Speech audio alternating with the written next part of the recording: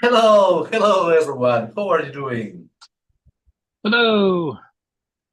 Hola a todos. ¿Cómo están? Hello, Hello everyone. everyone. Welcome to this hangout space. How are you doing, Lama Sherab? Doing quite well. Doing quite Excellent. well. Weather's Ex- warming up. Excellent. I'm glad to hear it. Hello everyone. Welcome to this hanging out space. How are you doing? Hola Luis, ¿cómo va todo?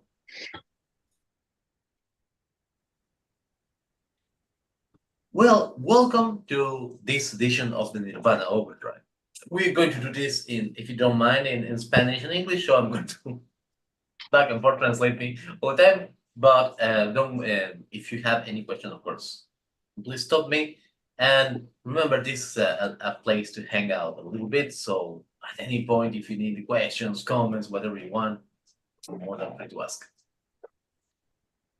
Hola a todos. Bueno, bienvenidos a la. Bienvenidos a esta edición del Nirvana Overdrive. Recuerden que esto es un encuentro, entonces es más para charlar, para compartir, con lo cual todo lo que quieran comentar, todo lo que quieran charlar, más que bienvenido. Hola Nico, hola Neil. Hola, ¿cómo va? Bien, todo bien, por suerte. I'm so glad that we're seeing so many faces. Hey Manolo, ¿cómo anda Manolo? ¿Todo bien? Hello everyone. So we Buenas have. tardes a todos. ¿Cómo? Buenas tardes a todos, a todos. Buenas tardes. Buenas tardes. Manolo says, well, good afternoon, everyone. So, welcome everyone to this new edition. For those of you who just participating the first time, essentially this is kind of a quarterly meet, right? Where we hang out, where we share teachings, where we just discuss what's going to come in the next month. So, hey, Ada. So please feel free to mute yourself. Feel free to just interact, right? So it's no or chat or to do whatever it is. It's less a formal teaching and it's more. Yes, we're going to have some formal teachings, but it's more of a hangout. Yeah. Vení acá, vení. Sí, nada, como les decía antes, recuerden que para aquellos que son nuevos, este es el encuentro que tenemos trimestralmente. Es menos me voy a poner menos una iniciación o una enseñanza formal, es más un encuentro, así que para charlar y para encontrar un poquito de qué va la onda.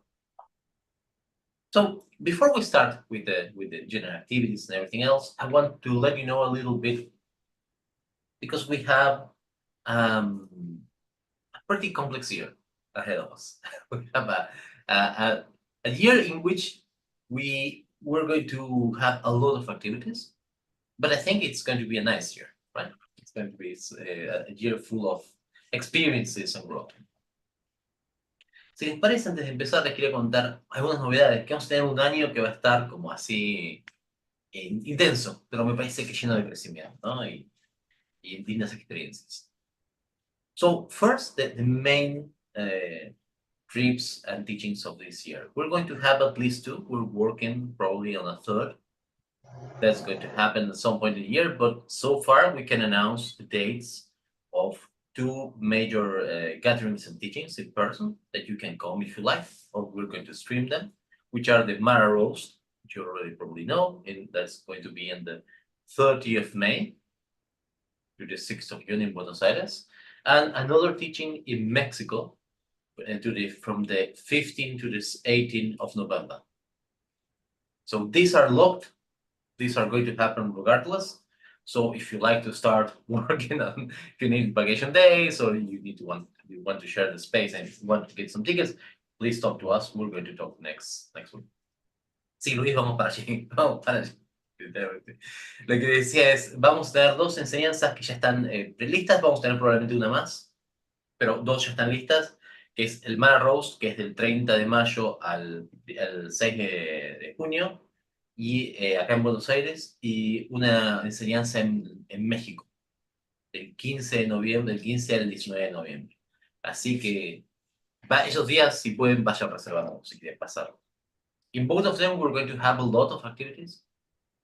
Not only we're going to hang out, but we're going to have, for example, the Mara Roast. Then we'll publish all the activities very soon, probably after this week. But we're going to have a special Chakra empowerment and a workshop on Tumo and the 6 yogas, as well as a lot of teachings from the Padesha class. So it's going to be very intense. And in Mexico, we're going to have a series of a lot of talks about meditation and some mini retreats about it. So it's going to be a nice thing. Por un lado, decía, acá en Buenos Aires vamos a tener un montón de enseñanzas, vamos a tener una enseñanza especial de Chakra, que es una iniciación muy larga, y talleres de Tumo, y los 6 yogas, y en México vamos a tener un montón de talleres de meditación.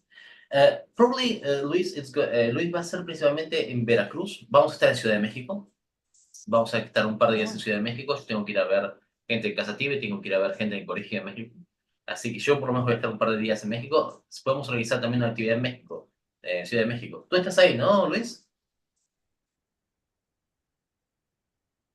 Bueno, si quieres, después hablamos y coordinamos. Yo seguro que tengo que ir a un par de lugares, pero por ahí podemos aprovechar y hacer alguna enseñanza también en Ciudad de México. Ya estamos ahí, perfecto. Y después vamos a Veracruz, que es donde está la gente de Capac Veracruz. We're just saying we'll probably do something both in Mexico and in Veracruz, right? Where we will. Excellent. Pues después hablamos, después nos contactamos. And we're on the works of having something else in the US, right? But we're still on this is still on progressing, so at this point we cannot compromise. Y por otro lado, vamos a tener alguna actividad más en Estados Unidos, pero todavía estamos en proceso de confirmación, todavía no queremos decir fechas. But what is very important is that early next year, we're probably going to have our next Mara Roast 2025 at Bodh Gaya in India, right? So we should start planning also to that. It's, as you see, a lot of things, right?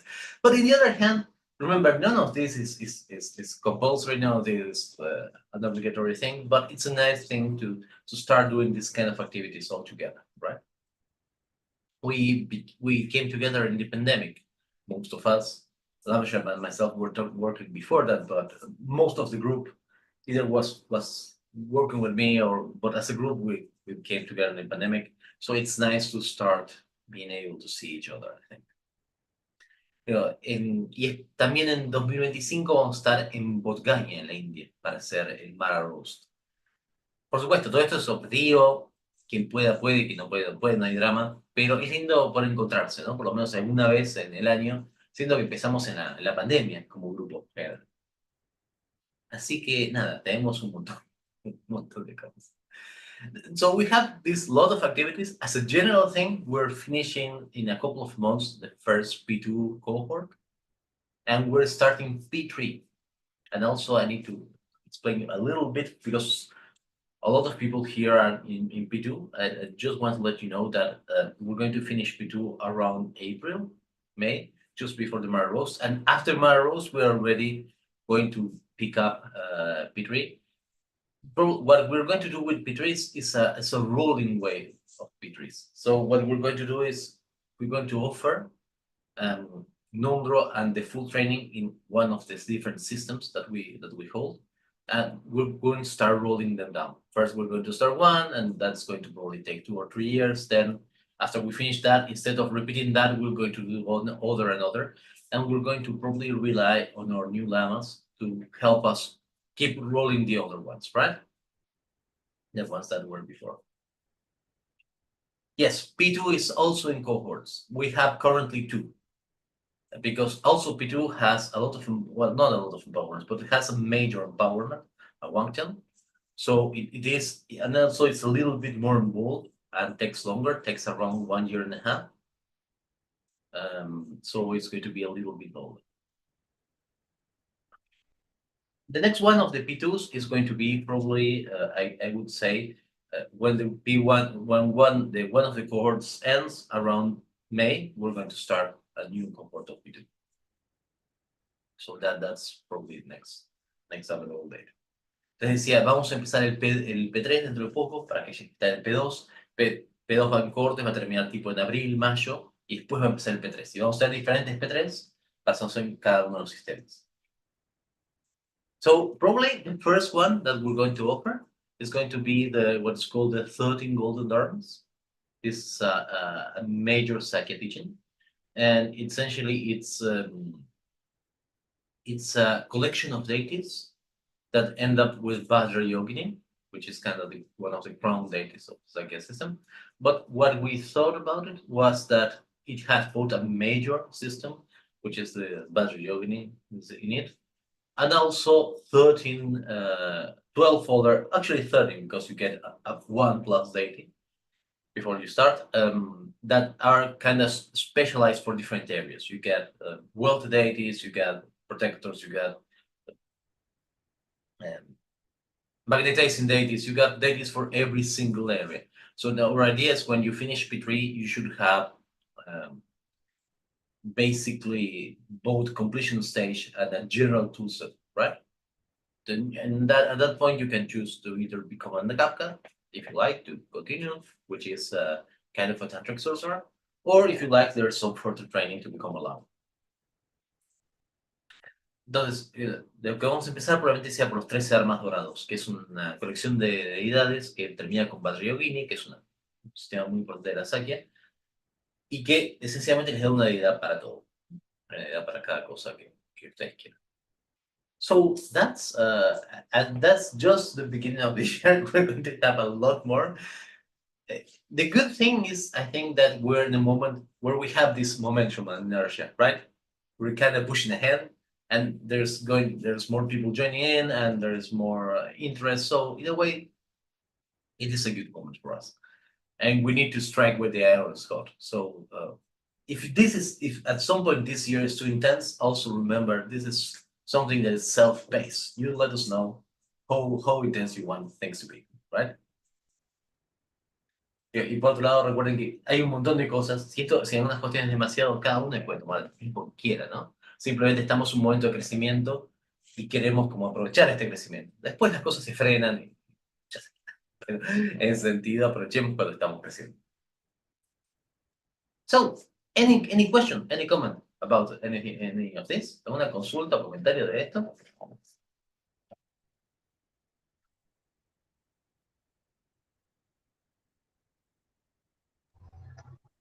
Fede, quería preguntarte, dijiste que después iba a estar ibas a subir la parte 2, ¿la vas a explicar? Yo todavía no pude bajar lo que enviaste porque lo habías enviado en otro mail, que no lo pude abrir, así que ahora en estos días ya me pongo más al tanto. Igual estoy haciendo las prácticas esas que habías dicho al principio, pero esa es la pregunta, ¿vas a explicar el 2? En la parte Tenemos 2 que ya leer. está, Sí. no, ya están ¿ya dando.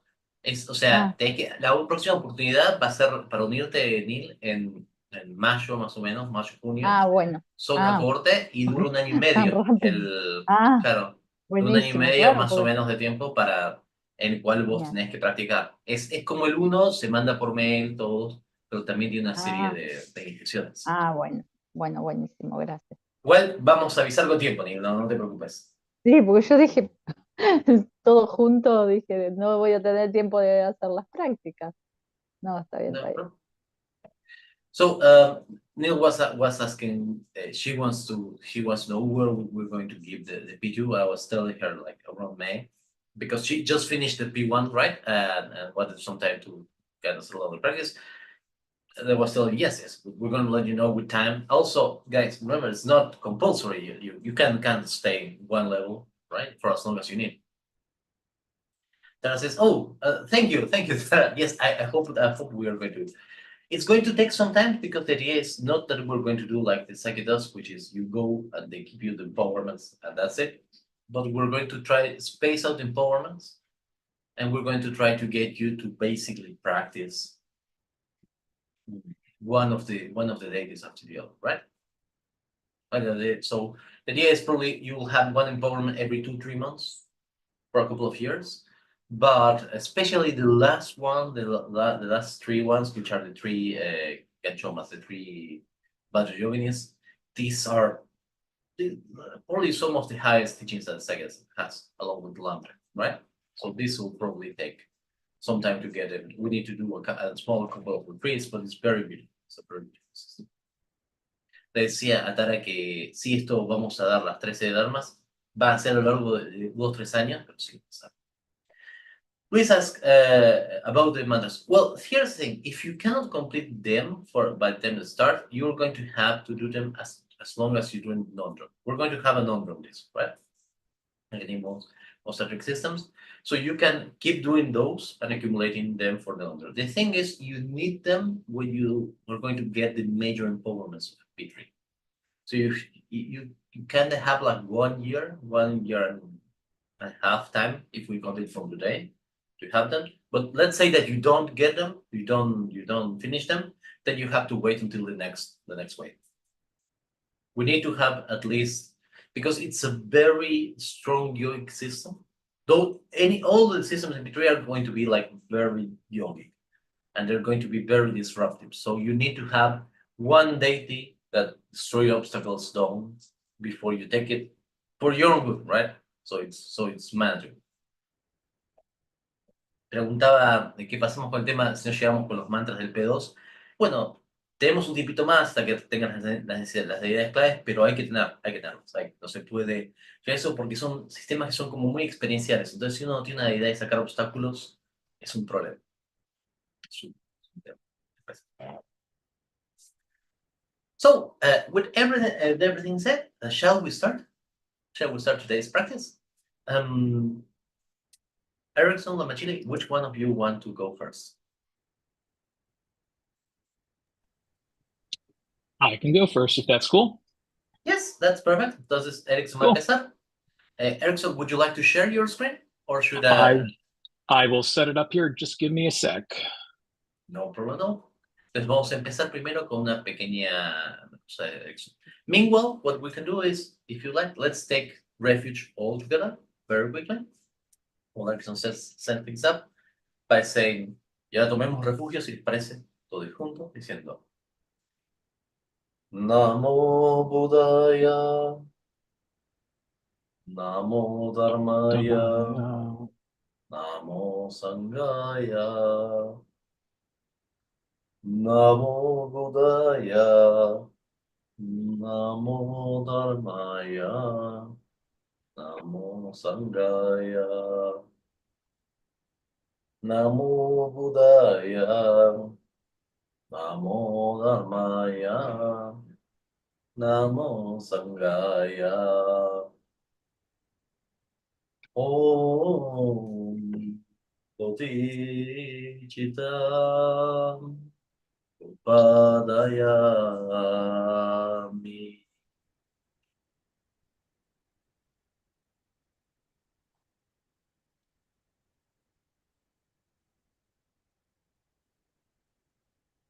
Thank you.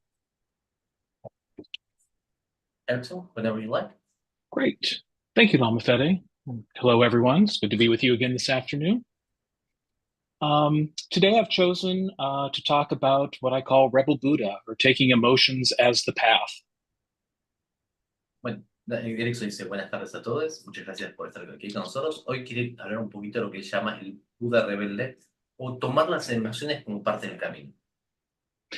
And from my personal experience, this is a topic that comes up both in my personal practice and with the clients with whom I work. And so it's very dear to my heart and something that I think lacks a little bit in a lot of modern Buddhist presentations of practice.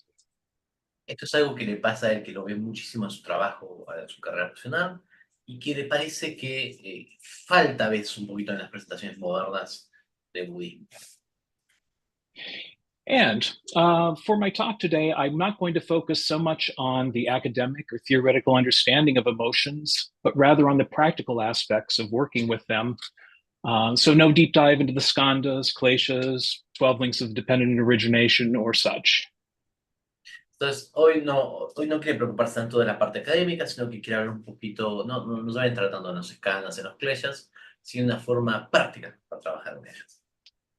And for some reason, my slides are not advancing, so we might be going without slides today. So, would you like me to share it? If you can, yeah, because for whatever reason, it's deciding not to work. Don't worry. Let me just set it up. Display settings. And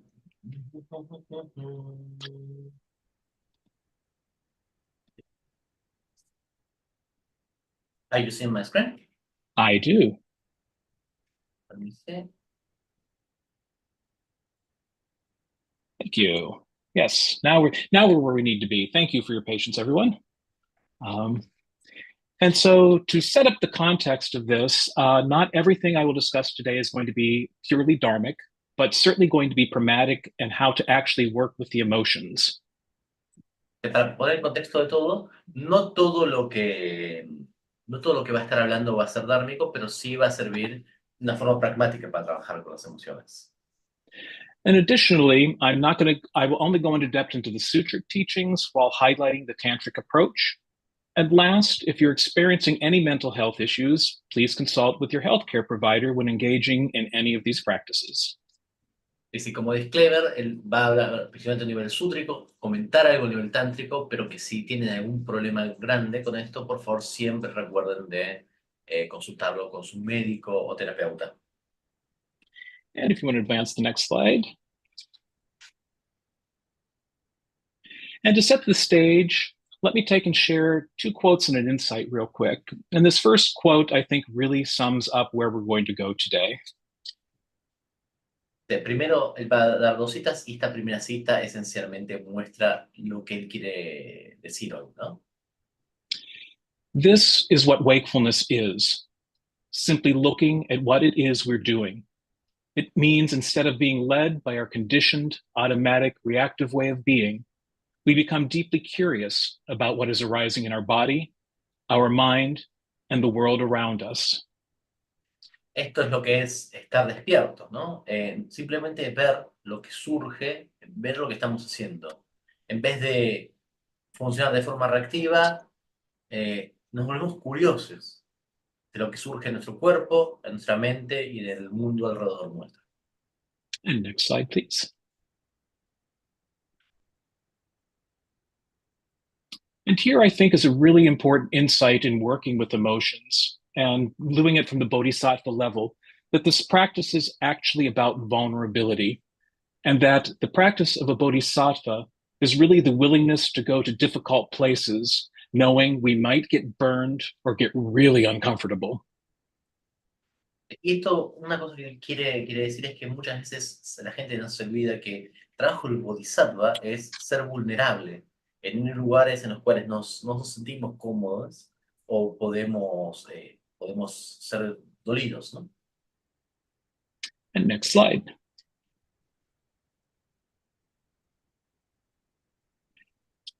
And this last quote, I think, really sets the stage. It's not the objects of desire, aversion, or ignorance that trap us, but rather our reaction or response to these things. Y aquí es la segunda cita que dice, es que no son los objetos de deseo lo que nos atrapa, sino nuestra respuesta a los objetos de deseo. Next slide. And so here's the meat of the matter. Negative emotions often get a bad rap because we have not fully developed the discernment or ability to work with them skillfully.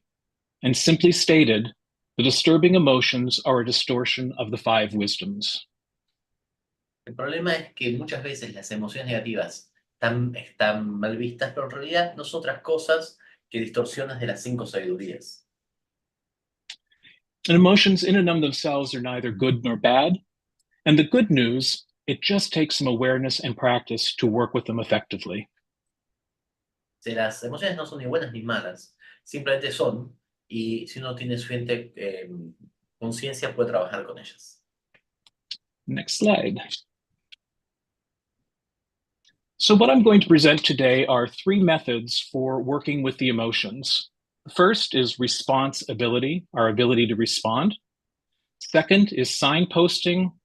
And third is the acronym of ARTS.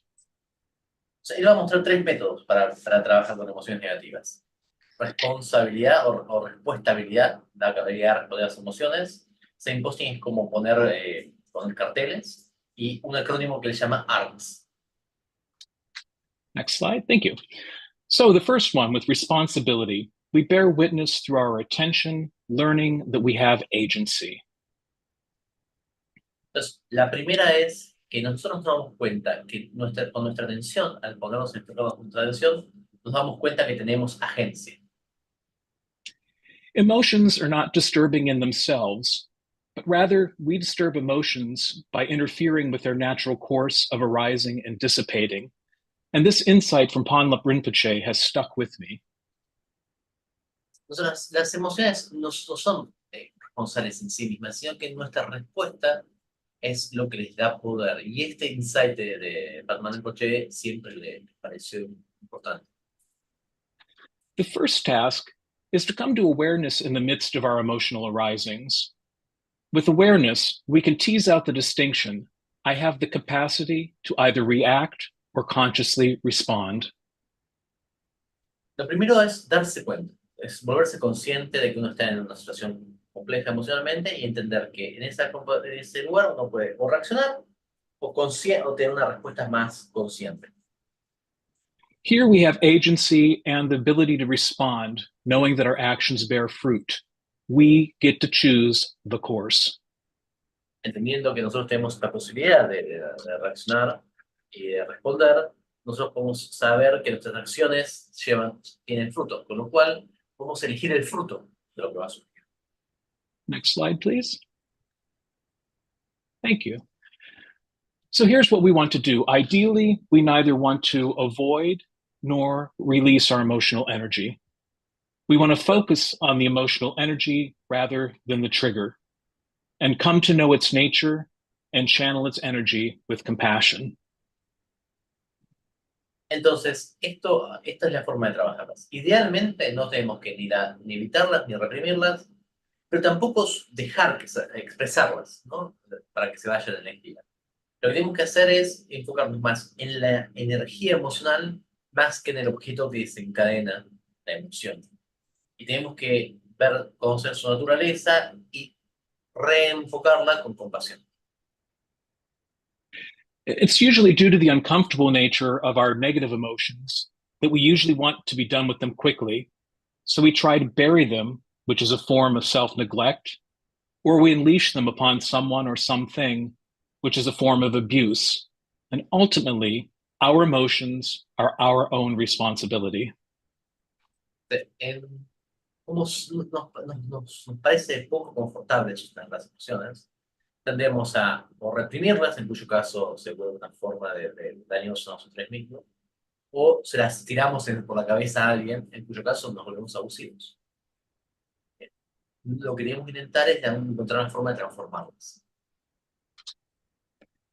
If we use the analogy of water, we can repress and compact them like ice, channel or flow the emotions like a liquid, or discharge or permeate the environment like vapor or fiery plasma. Imaginemos las emociones como los 3 estados de un líquido. Congelarla y compactarla. Podemos descargarla, calentarla para que se vaya para cualquier lado, como el vapor o el plasma, pero también podemos dirigirla cuando está en estado líquido. But when we work with these methods and they become our default, we can see where our habit patterns are formed. And again, we have a choice point. We can channel our emotional energy appropriately. Pero cuando trabajamos con estos métodos, de repente nos damos cuenta que nosotros tenemos unos hábitos que se forman y podemos redirigir la emoción para que esos patrones no se generen. Next slide, please. And in choosing to channel the energy of the emotions constructively or sit with them until its energy naturally dissipates, we learn how to metabolize and transform them. Al sentarnos y mantener esas emociones presentes en nosotros y conocerlas bien, entendemos cómo metabolizarlas y transformarlas. When we acknowledge our emotions, when we feel them, when we call out their names and speak to their names, we do not identify with them. Cuando les ponemos un nombre, ya no nos identificamos con ellos, sino que sabemos que nos están pasando. And this distinction is crucial with working with emotions. We choose to say, I feel anger, instead of I am angry or anger. Because when we identify, it gets us hooked into playing out their energy, instead of inquiring, why did it arise? What does it have to tell us? Dice, es importante entender esta pequeña distinción cuando trabajamos las emociones. No decir, siento ira o siento enojo más que estoy enojado o soy enojado. Porque de esa forma tenemos cierta distancia y podemos empezar a trabajar con las emociones más que identificarnos completamente con ellas. And that's one of the beauty of emotions. When we pay attention to them, they ask us how to respond to something that's showing up in our experience, or do we need to look at a habituated pattern of reaction? Esa es la belleza de las emociones. Cuando surgen, nos interpelan para entender si es un problema de un patrón que se repite o es algo que tenemos que pensar cómo creativamente trabajamos. Next slide, please. Thank you. Now we move on to the second method of signposting. Y ahora vamos al segundo método, que es el método de los carteles. And this is an insight, it's a secular insight from the work of Carla McLaren, but it works very well with this approach. Es un insight del trabajo de Carla McLaren que funciona muy bien combinado con la aproximación. From this, we see that each emotional arising is a signpost. It signals an interaction with ourselves, other, or external circumstances that require our attention. Y en ese sentido, vemos las emociones como un cartel que nos avisa que hay una interacción entre nosotros mismos o con otras circunstancias externas que requiere atención. Next slide, please. And here I've given you a negative emotion decoder ring, a secret little panel of what do the emotions actually say? How can I take and work with them in inquiry? Y aquí él nos da un pequeño como anillo de codificación para entender qué es lo que pueden estar queriendo decir estas emociones negativas. Let's take the example of anger. Anger often indicates that our boundaries have been breached. Tomemos, por ejemplo, ira. La ira generalmente tiene que ver con cuando nuestros límites son traspasados, son violentados. And taking and pulling back from looking at the trigger to the actual message of anger, we can ask, what do I value? What must be protected and restored in this moment? Entonces, si nos corremos un poquito de lo que desencadenó la ira, quizás lo que nos tenemos que preguntar es qué es lo que valoro que está siendo vulnerado y qué es lo que yo siento que tiene que ser protegido o tiene que ser restaurado. With these questions, you can take and ponder when the disturbing emotions arise as to what are they pointing to. They provide a window as to what lies underneath the surface so we don't get hooked and act out their energy in ignorance.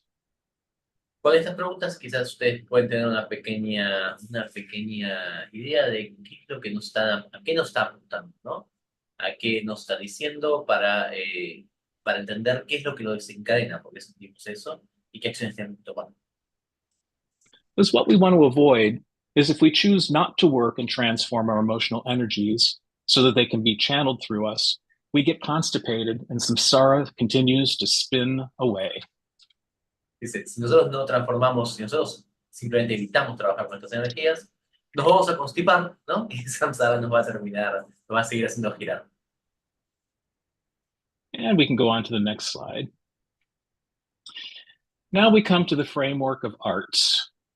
And in my own Dharma practice, this has been invaluable to me for how to work with emotions intelligently and how to act more like a bodhisattva.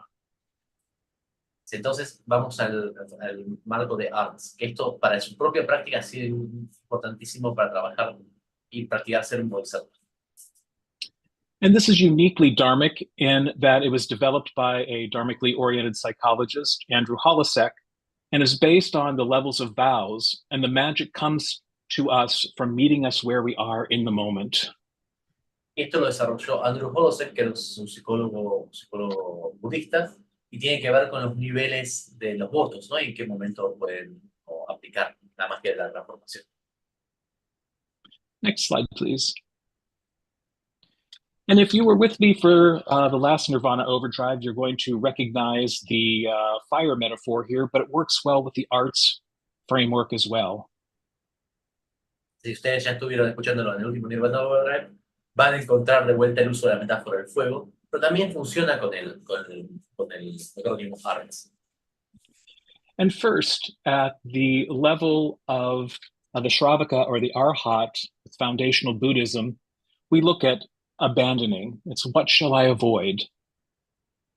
Entonces, primero, si lo vemos en el nivel del Shravaka, o en el nivel de los oyentes, acá lo primero que decimos es, ¿qué tengo que evitar? ¿No? Si estamos en ese nivel, lo importante de acá es evitar las cosas que nos hacen mal. And then from the Bodhisattva or Mahayana point of view, we look at remediation. What am I with in relationship, and how can I remediate the situation?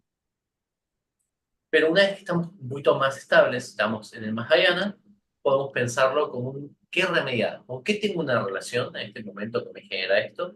¿Y cómo la puedo remediar? And then next, we look at it from the point of view of Tantra or the yogi and the work of transmuting the energies. How can I work with the energy directly?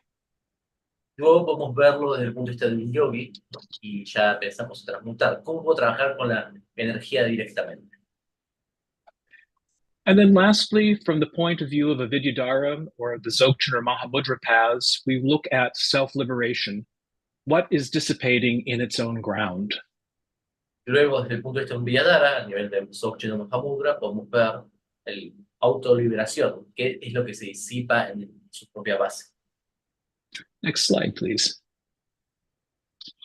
So the way that I choose to work with this is start from your highest level and work down. So wherever you're at on the path, start from that point and then work down. Entonces, la forma que yo trabajo con esto es empezamos del nivel más alto que nosotros podemos meter y ahí vamos para abajo. So personally, I work it from self-liberation on down. And let's start with self-liberation. Empecemos, yo personalmente empiezo a nivel de autoliberación y empecemos ahí como un ejemplo. I won't go too far into this, so if you've not been introduced to Adi, I'm going to leave it a little bit secret and a little bit fuzzy, so consult with your guru if you haven't received or have received for further instructions. Por supuesto, esto él no va a entrar mucho en la terminología Dzogchen, así que si hay una duda, cualquier cosa, después tienen que hablarlo con nosotros, ¿no? Para el tema de la parte de la práctica Dzogchen. But the basic gist of this is, when you recognize your emotional reactivity, the question to ask is, now, in this moment of naked awareness, can I be with this emotion and allow it to dissipate in its own ground, realizing its dreamlike nature? Sí. Pero básicamente, en el momento que nosotros nos damos cuenta de que es una emoción negativa, podemos pensarnos, ahora puede ser que ahora pueda mantenerme con esta emoción hasta que se disipe su propia naturaleza como sueño. If in that moment of emotional arising, you can't deal with it at that level, then switch down into the transmuting or the tantric level. Y si en ese momento no podemos, la verdad, porque estamos demasiado enganchados, vamos al nivel tántrico. And here are some questions that you can ask. Can I be with the energy that is arising, observe and feel it? What are its edges? Entonces, en ese momento, decimos, bueno, ok, ¿puedo estar, igual mantenerme un poquito con esta energía? ¿Puedo sentir cuáles son como sus bordes? Does it have a shape, a tempo, mood, sensations like hot or cold? ¿Tiene una forma, tiene un tiempo, tiene sensaciones, es cálida o es fría? Where do I feel it in my body? Can I sit with it and be with it without getting caught in it? ¿Dónde la siento en el cuerpo? ¿Me puedo sentar o mantenerme sin quedarme atrapado en ella, sin quedarme en ella? Does it bring up images or memories? ¿Trae imágenes o memorias? And the last question, how can I honor its message and allow it to dissolve back into emptiness? Y la última pregunta es, ¿cómo puedo honrar su mensaje y dejar que se disuelva en la obviedad? And with certain Dharma teachings, there are other ways to meet it at this level in the creation and completion state practices. Again, consult with your guru. Por supuesto, para otras prácticas, por ejemplo, más tántricas o eso, consultar con él.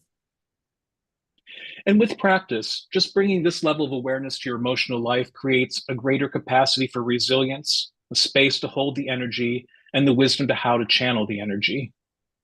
Y por supuesto, con esto uno puede conseguir una con mayor práctica, uno puede llegar a tener mayor capacidad para sostener la energía y disolverla.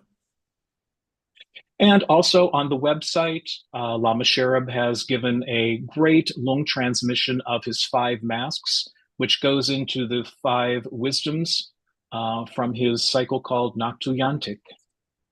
Y luego en el sitio web, Lama Sherab tiene una transmisión de una enseñanza del Naktuyantik, su ciclo que son las 5 máscaras, que esencialmente habla de cada una de estas 5 emociones principales.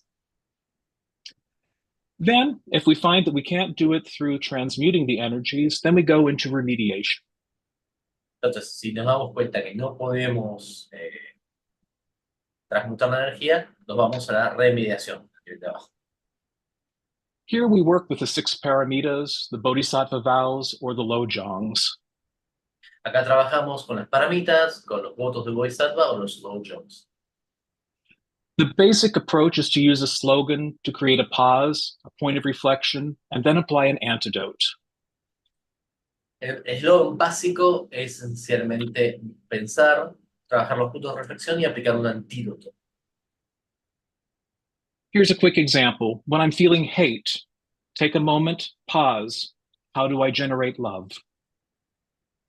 Este es un ejemplo muy simple. Por ejemplo, cuando yo siento odio, pausamos un momento, tomamos un espacio y luego buscamos la forma de generar amor. With pride, how can I generate equanimity? Con orgullo, generar ecuanimidad. Jealousy, how may I create joy? Cuando sentimos celos, pensamos cómo puedo crear felicidad. With passion or desire, how can I find appreciation in this? Con pasión o deseo, cómo puedo generar apreciación. And lastly, with ignorance, how can I create accommodation or being with? Y entonces, con ignorancia, ¿cómo puedo entender cómo funcionan las cosas o cómo puedo permanecer en la ignorancia observando? Or if you have no lojong transmission, a simple question of, in this moment that I recognize this, how do I choose to react or respond? O si estamos practicando una unión en particular, podemos pensar en este momento en que estoy sintiendo esto, ¿cómo elijo responder? And last, we come to the point of, what shall I abandon? Finalmente llegamos al punto de qué abandono. If the past 3 don't work, then it's usually best just to take ourselves out of the situation in the moment for our own or others' well-beings. Si esos otros 3 no funcionan, bueno, entonces por ahí es mejor tomar un espacio, hacer un espacio entre nosotros y la situación por el bien de todos. Sometimes we just need to avoid people, places, or situations until we build capacity for resilience, such as an alcoholic avoiding bars or having alcohol at home. Si a veces simplemente tenemos que evitar las situaciones, como un alcohólico que no va a ir a bares o que no va a tener alcohol en la casa. This last approach is the most dualistic approach as it's object-based. It's me versus the emotion, abandoning whatever disturbs. Esta aproximación es por ahí la más dualística, porque es la omisión contra mí, ¿no? Y abandono lo que no funciona. But at the end of a long day or in a highly triggered atmosphere, it can be the most effective way to handle it without creating any negative karma. Pero dice, un día largo, una situación en la que está muy cargada la atmósfera, a veces es la mejor forma. And so as a quick wrap up, these are 3 ways that you can take and begin to work with your emotions to generate more compassion, resilience, and self-knowledge. como una forma, entonces, como una forma de hacer un pequeño resumen, estas son las tres maneras de trabajar,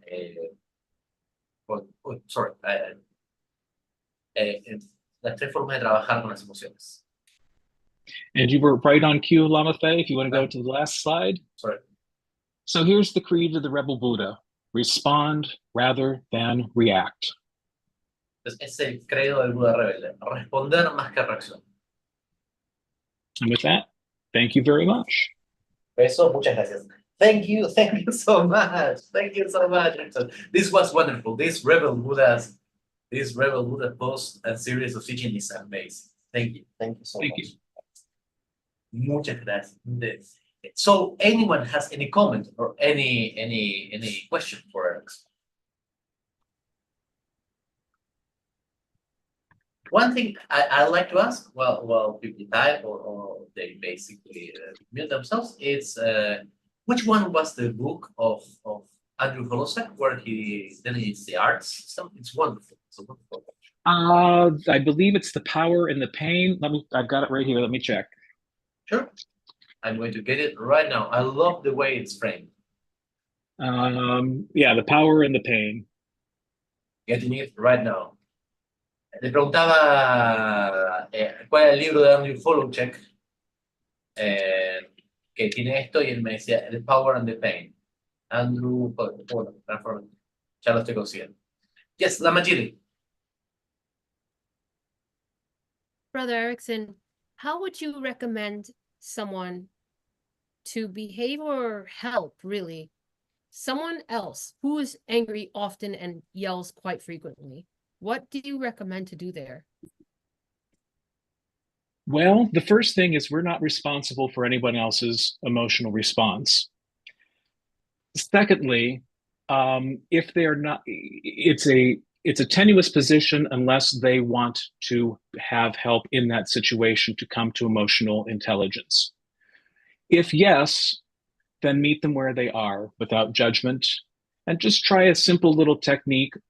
And often the best thing in that situation is to simply state where you are with this, is that you're to let them know how the emotional reactivity is affecting you without judgment, and then give a specific example.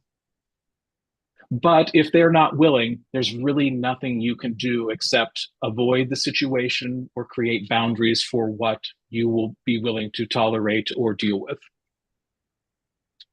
Lama Jilly decía, le preguntaba cómo trabajar con alguien que se enoja mucho, ¿no? Cómo él piensa trabajar con alguien.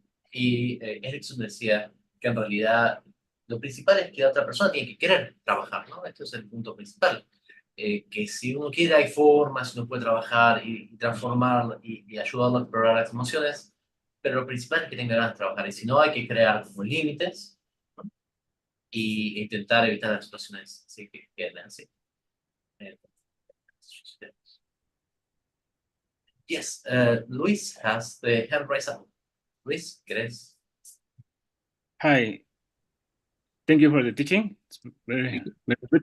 It's first a comment. I don't know if the way to working from top to down, it was counterintuitive, but I think it's different from other things. And I don't know. I like it very much. Thank you. And the question is, if you can't, I don't know, put another example of how to transmute emotions, especially anger. In my case, it's a thing I have to work with myself. Thank you. ¿Quiere que traduzca el lema o...? Yo traduzco al final, si quieren. Traduzco al final, dejamos que responda Ericson y después traduzco. Yes, Ericson, please. The first thing to notice with anger is to, again, with all of this, is simply to come to awareness that there's anger in my sphere right now, to really be attentive to what is arising in my experience.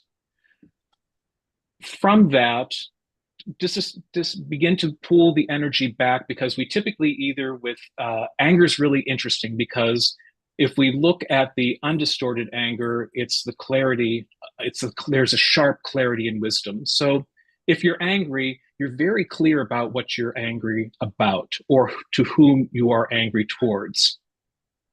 With that, go ahead, Lama Fede. No, please. Okay. with that, in really realizing that, then pull back from that trigger, pull the energy back from the external object and really get in touch with how the energy feels. And that's usually anger is a really uncomfortable space to be.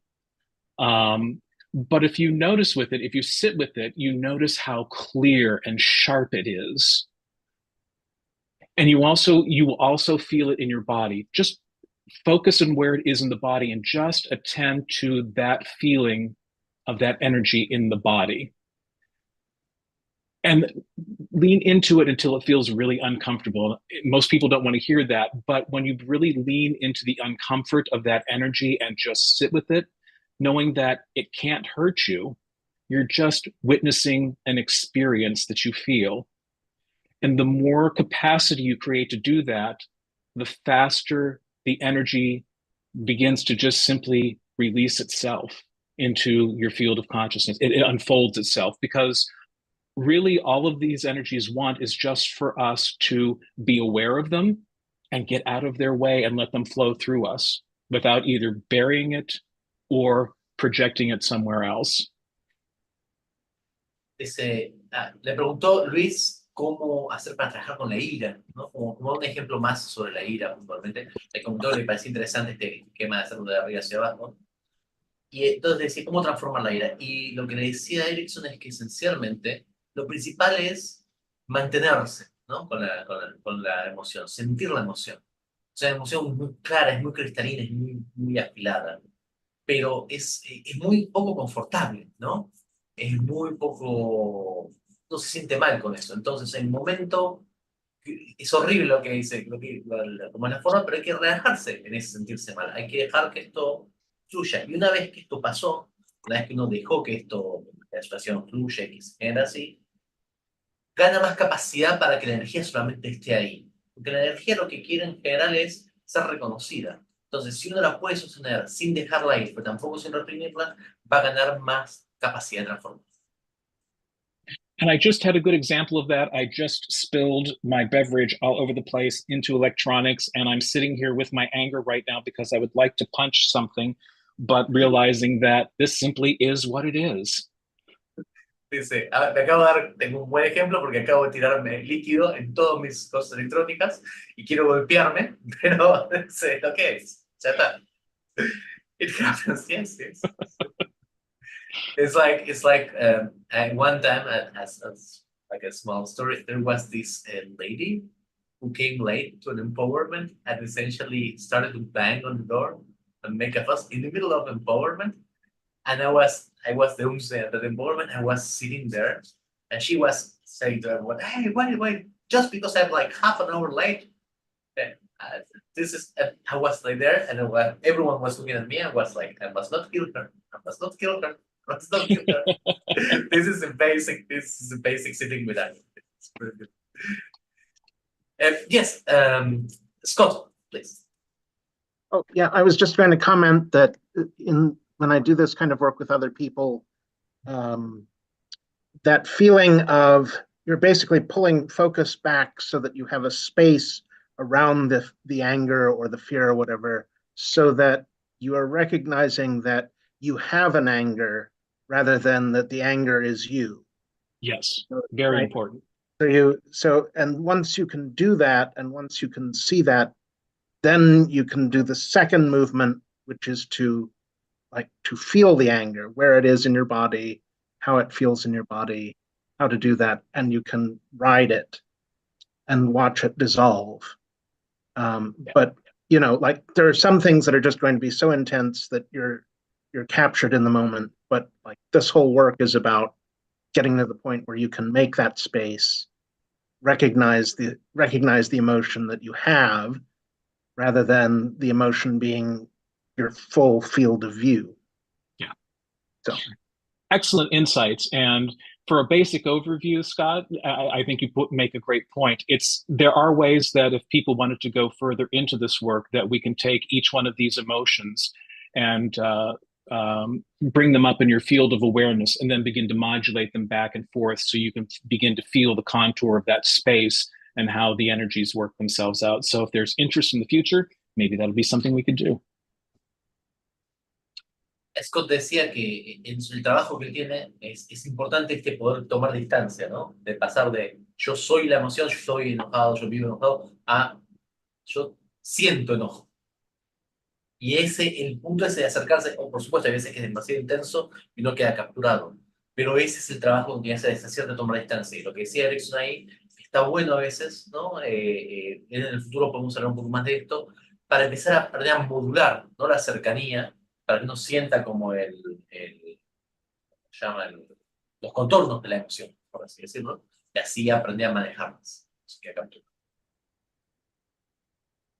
Excellent, excellent. Anyone else? Yeah. Ericson, great presentation. Absolutely loved it. I think one of the most valuable things to me was getting to see that the sort of the various methods or the various levels we can approach our anger in these as framed in the Buddhist path, depending on the Buddhist vehicle potentially we're practicing or wanting to practice. I think that was very valuable to me, because I think I struggle the most right now a lot of the times in my anger is when something like this comes up, or with any of the poisons, when something comes up, I'm actually battling in myself the method I'm using to deal with it. Because, and this is where it leads to a question I'm interested in your perspective, is in your experience, do you find that there's times it's more useful or it's more practical to use one of these methods in order to solve the problem or to see the wisdom in the poison than not, and just sort of speak to that a little bit? Because for me, I think I do find that depending on what I'm angry about, maybe I still need to have a productive action. Like I see the clarity, like the anger leads to a clarity, and that clarity is something that needs to be acted on. It's not just a clarity of someone has insulted an idea about myself that doesn't exist because I don't really exist. And so I shouldn't take it so seriously. But if it's like, oh, climate change is real, or so something like I need to not be apathetic to like fight the apathy. It needs to go forward. I'd love to hear you talk a little bit about that. Really interesting points, and thanks for bringing it up. I think I'm going to speak to the last, and what, like using climate change or something like that. There was a talk with Andrew Harvey, and basically the point of it is, for working with those things that we don't think that we have control over and want to get involved, find the one that murders your heart, that tears it wide open, and focus on it only. Because we can't save the world and all of its problems. But if you can find one that really, really, really moves you, pour all of your energy into it. And because most of us get lost in, I don't know what to do, so we do nothing. Find one small thing you can do and do it. I'll let Lama Fede translate. Beautiful. Decía, ahí lo que preguntaba Lama Josh es, le gustó mucho la charla, pero cómo uno puede también trabajar con esto sin dejar que esto se vuelva una cuestión de apatía, ¿no? Que no sea una cuestión de yo no voy a reaccionar frente a nada, sino que también uno a veces necesita usar las emociones. Y lo que le decía a Ericson es que lo que él aconseja es buscar, por ejemplo, con el ejemplo del cambio climático, buscar un punto en el cual a uno lo mueva, porque no podemos solucionar todo, pero podemos trabajar en un punto. Y ese punto comprometernos y trabajarlo. As for your first question, I'm just going to be really candidly honest. If I've had a really rough day and something comes up, I'm like a little kid. So usually I need to take and pull myself away from the situation until I can gain some clarity. But what I love about any of these methods is they can meet you where you are. It's just simply the trick of figuring out, where am I at right now and what's going to work best. And I just love having, especially within the arts, it's just like I got 4 levels and I just plug myself in. And if it doesn't work, then I just go down to the next one. So start with the easiest one. Like I say the easiest as if the Dzogchen is the easiest thing. But if I can just, in a moment of clarity, let it go and be, I have to do nothing. But then otherwise, I just work down the levels. And it just provides an easy gateway for me to access. And then afterwards, I do a little debrief of, what was this really trying to tell me? Is there something that I can see here that shows me that this is a habitual pattern? It's something that needs some work on, or it's just something that I got hooked on in the moment, and that's all there was to it. It's just something, and I never meet myself with judgment. It's always curiosity and playfulness. Entonces, lo que decía ahí es que para él lo que le parece que es interesante es que uno en ese sentido no tiene que llegar a una cuestión de apatía, no, sino que el sistema de labs tener 4 niveles, ¿no? Nos permite como encontrarnos en el que estamos. Y en ese nivel estamos, bueno, vamos uno más abajo, pero siempre de alguna manera uno busca solucionarlo de la forma más simple posible. Si bien Subject obviamente no es simple, digamos, simple aplicar en cualquier caso no es fácil de practicar, pero esto nos permite encontrar en qué nivel estamos y responder a ese nivel. Also, Tara asked, if you're doing things right, awareness shouldn't really turn to apathy, should it? It's a good question. I'm not going to say should never, because every time I say something shouldn't, then it surprises me. I think the biggest thing with apathy or ignorance is it's the trickiest. It's the fundamental state that we get stuck in that all the rest of the afflictive emotions arise from. So I'm going to give it its own little playpen and say that with ignorance and apathy, I get really, really curious and I go in like a mad scientist and just play with it and look at it.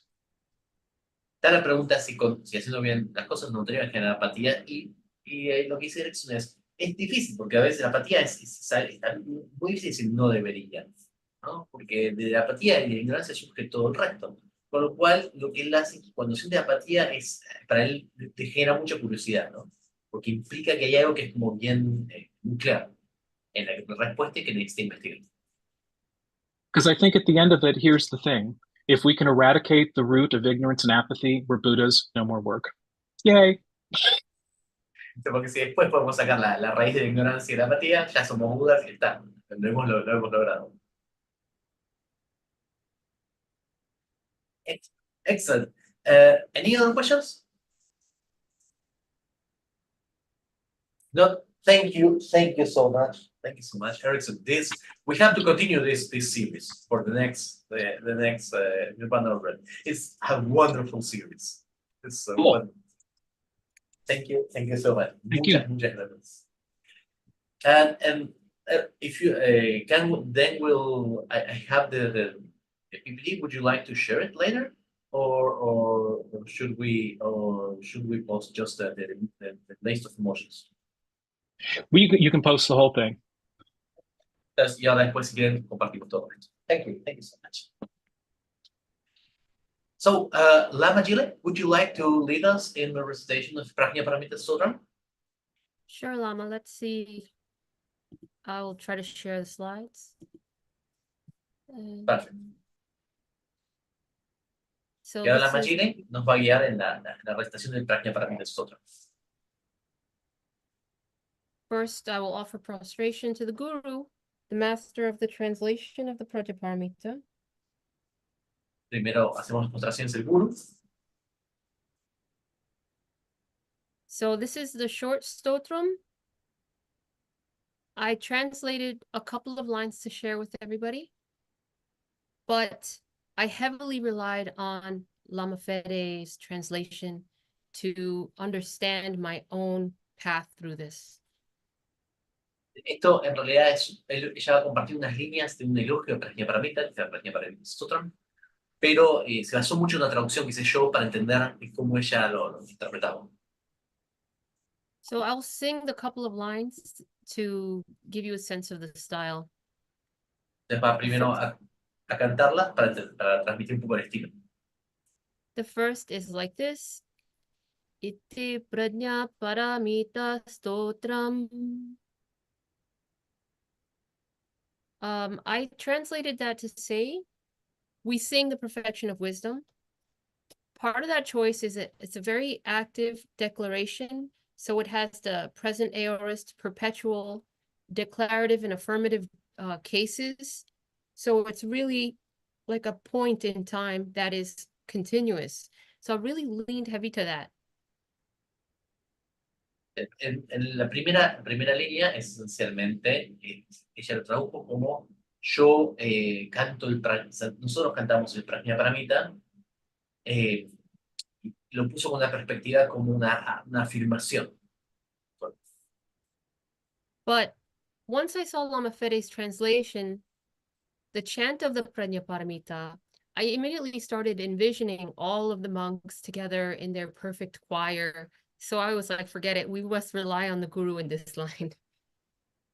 Sí, pero en esta línea puntualmente ella prefiero después la traducción que yo le pasé, que esencialmente es la acción de el cantar del Prajñaparamita, que no es tanto una persona que afirma, sino que es como un canto que continúa a lo largo de, ella dice, todos los monjes, ¿no? Que cantan el Prajñaparamita.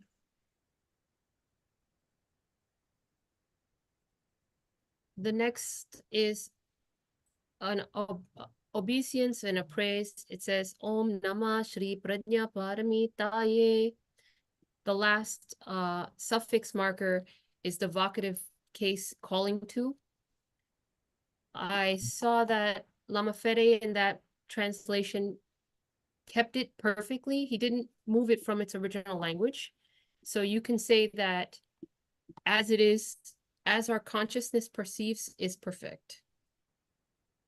En esta, la segunda línea, o una más Prajñaparamitae, esencialmente yo la mantuve en el mismo lenguaje que estaba. Esta parte la van a reconocer, y yo la dejé en esa manera. But I decided to move ahead with my line, which says, honor to the noble goddess, the perfection of wisdom. In this line, Shri Prajñaparamita, Shri says, particularly it has a long history of being personified as its own goddess in the Shri Yantra, the goddess Shri. So I just used the word goddess from this sense, although that might not be very typical. Sí, pero ella lo tradujo como honor a la noble diosa, la perfección de sabiduría. ¿Por qué? Porque utilizó el término Shri. Shri es un término que es muy interesante, muy complejo, viene de un yantra que llaman Shri Yantra, que está considerado como el yantra principal de todas las diosas indias. Entonces, por eso lo transformó en diosa, si bien entiende que esta traducción de diosa no es una traducción, es una traducción polémica, por así decirlo. The next line says, Bahurupa Tvamekai Nana Nama Bhiriksyase. So Lama Fede translate this, you alone are of many forms and are looked upon by various names. And initially I made a translation very similar, looking at the stems, the words, etc. Sí, en la próxima línea yo traduje tú sola eres de muchas formas y eres comprendida por muchos nombres, ¿no? Entonces dice, la dama Jilly dice, yo en un principio la traduje así porque es lo que la traducción como más directa. But after a few times of passing my eyes over the lines, I just realized Bahu Rup. Bahu is daughter-in-law, Rup is the form, Tvameka means you are, alone you are. So when I just, instead of idiomatically putting together the whole sense, when I just literally pieced apart those words, I thought, how radical. A Bahu is the person who's not often allowed to speak. They're absorbed into the youngest position in the family without power. So how radical is it to say that this swift savioress is actually also, she's in the form of the weakest person. She also comes in the form of the meek, silent daughter-in-law. How wonderful was that? Dice, y por otro lado, dice, cuando lo puse a pensarlo, empecé a pensar un poquito las interacciones sociales de esta niña, ¿no? Entonces dice, Bahu es la niñada, no, la hija, o sea, la hija, la esposa del hijo, actualmente, ¿no? No me acuerdo cuál es el término exacto, pero esencialmente es, en la sociedad india es como la más, la persona con menos poder, ¿no? En una casa. Rupa es la forma, entonces lo que dice es que qué radical que es pensar que está utilizando el término de esta persona para la nuera. Gracias, Nico. Es la nuera. Es la nuera en la casa y la nuera generalmente es la persona con menos poder. Entonces lo que está diciendo acá es, lo que está diciendo esta línea es, hasta toma la forma de la nuera ¿no? Hasta la nuera, que es la persona que es más silenciosa y como más sufrida, puede ser la salvadora. Es muy interesante porque ella también tiene la forma de nuera y también tiene un millón de formas. And it's a really radical statement to say, this is the most powerful ultimate Buddha. She will also come in the form of a very meek and meager daughter-in-law. And I just thought, have we ever seen that ever on Earth? I've never seen that in my life. It's interesting. Dice, y es interesante porque dice, no solamente tiene esa forma, sino que tiene un millón de formas. Entonces, no solamente es la forma de, como se llama, de la nuera, sino que puede venir en un millón de formas y puede ser la forma de la salvadora. The next line, this is line 24. Vamevatra sajanani balanam bhima dharshana. And I'll first say Lama Fede translates this. You are the one who causes terror to children and looks terrible. Y la próxima es, yo la traduzco como, sos la que causa terror a los niños, a las niñas, y parece que es aterrorizante. This was probably one of the most interesting linguistic puzzles because I just thought to myself, I'm going to change the macron. So the macron are the diacritical markings on the word balanam to balanam. And actually, it's a complete semantical change, complete different word. Acá tengo que explicar un poco qué es el macrón. Esencialmente el macrón, ven que sobre las A de balanam hay una lineita, eso en sánscrito, balanam y balanam son dos letras diferentes. Entonces lo que ahí hizo es, ella cambió decidió hacer un cambio y pasa de niñas a guerreros. I took liberty to make that change, but I also comforted myself remembering that Buddhism is an oral tradition for many long kalpas without having been written. And so the sound of balanam to balanam sounds very similar. Budismo tenía tradición oral, no fue escrituras por millón de años. Como el budismo era una tradición principalmente oral, es un cambio muy pequeño, es algo que fácilmente podría haber existido, y porque balanam a balanam es casi igual. So I made the semantical change because the theme of beam, which is speaking about might and raw strength and rough power, and bal, like Paramita, is like a strength and your actual force that you can punch through a wall, realizing that wall is empty. So you just put a finger and break a bone.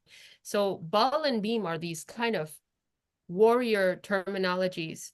So tras is terror. So when I just look at the sense of balanam, I would translate this to say, you are the mother of dread, terrifying warriors with your frightening presence. So Trasa Janani means you're the source of dread. You are the birthplace of dread. And Balanam being the warriors, Darshana is your visage, your sight, and a beam is that might and like a warrior's kind of gaze of death. So I just kind of combined all of this into my sense package. And that's why I said, let me go for that change of the macron. Lo que dice es, por ejemplo, entonces, ¿por qué lo cambió? Porque BIM tiene que ver con el poder, ¿no? El poder del guerrero. Darshan en este caso es como vista. Tras es terror, ¿no? Trasajani significa la fuente de todo terror. Entonces, tomando esta cuestión más como guerrera, ella entiende que ello puede ser un cambio, pero es un cambio que sería posible, y pasa de que asusta a las niñas a esencialmente tiene esta cuestión guerrera de poder y de miedo, ¿no? Es la fuente del terror. Next line 25. Asvasajanani chapi vidusam somya dharshana. First Lama Fede's translation. You are also a source of comfort to the learned and a gentle sight. And that actually makes a lot of sense. So it was obvious to me that through my translation, it was very similar to Lama Fede's. Dice, entonces la próxima línea yo la traduje como, pero él es también la fuente de confort a quienes te conocen y un suspiro gentil, ¿no? Por cual no se relaja. Y su traducción a la primera fue muy similar. But then, as it happens, a few passes into the line, I again did this same trick about just breaking off the words in a sandhi, which is the word break. And then when you look at the words individually, they give a little bit of a different sense. Dice, pero después de haberlo pasado varias veces y haberlo repetido varias veces, empezó a probar esto de romper las palabras en el sandhi. Sandhi es la unión de las palabras, ¿no? En el sánscrito. Y cuando los ve, las partículas de las palabras, la etimología de las palabras, le da un sentido diferente. And that's when I came to see you are the source of the wind horse, and the wise see your pacifying appearance. So the source of the wind horse says Asvajanani. So the Ashwins, these mighty twins that are horse-faced in the sky, and so the winds, mother of the winds, there's a lot of ways to really read that first phrase, but in all cases, praise to the one who can raise the wind horse kind of is linked with this concept that Mother Tara can really have control and effect over the domain of the winds. Entonces, ahí lo que hizo es, tomó separó la primera, Asvajnani. Los Ashvins son una especie de gemelos divinos que tienen cara de caballo y cabalgan por los cielos. Entonces, de esa forma transformó a eso en la fuente que es la madre o la fuente del caballo de viento, es decir, del prado.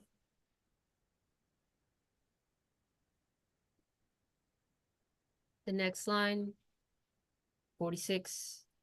This was probably the best thing that I translated because I learned so much about how I think in this way. Sí, y esta es la que más me gustó traducir porque se dio cuenta tanto como ella piensa viendo esta línea. I learned that I basically overthink and overcomplicate things, and it's needless. I translated this as, we praise the goddess of infinite radiance, you who have accomplished the perfection of wisdom. Ella se le parece que por ahí a veces sobreelabora las cosas. Dice, ella tradujo como, elogiamos a la diosa cuya radiación infinita ha conseguido toda la perfección de la sabiduría. For those who are not necessarily familiar with Sanskrit, the words give a very justifiable reading for that. Samaptam says it's accomplished. Kritam says it's doing. And then it says, the Prajñaparamitam Stotram, so this is the perfection of wisdom praise. The problem is, all of those added together, when I saw Lama Fede's simplicity and I realized Sri Laksha Bhagavati was a person, I just said the Lama is great, so praise be. Eso, si uno lo piensa así, uno lo puede llegar a pensar, ¿no? Porque Prajñaparamita sobran soliloquios, Prita Mesa haciendo zapates logrados. Pero el tema es que lo que decía es que yo entendí, sé que Sri Lakshmi Bhagavati es una persona. Entonces, la relación queda mucho más simple. So, important. This was my translation, but I really couldn't have done any of this without Lama Fede. I compared my notes. I learned from his words. So the guru is Satya, the guru is Jyoti, the guru is Amritam. Asatama tasamaya, tamasama jyotirgamaya, mritirma amritam. This is bhakti yoga. We always rely on the guru for everything. Thank you, guru. Thank you, Kula. Dice que por eso, pero esto le sirvió mucho para compartir y por eso conseguí es cercano. Muchas gracias. Thank you so much, Mama Jilly. Thank Thank you. you Any very much. questions, anybody? ¿Dudas, consultas, preguntas?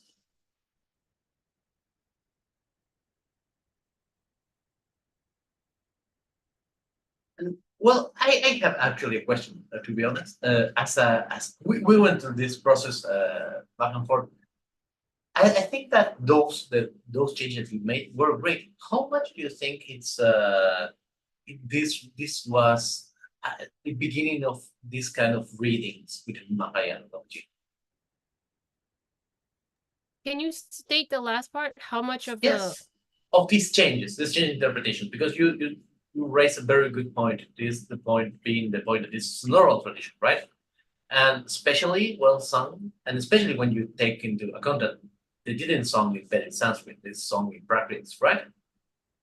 And it's a Prakrit after all. So when you basically got the transmission, every single way, there probably were some drifts, right? How likely do you think that these kind of different approaches, more poetic approaches like yours, were the beginning of the true Mahayana?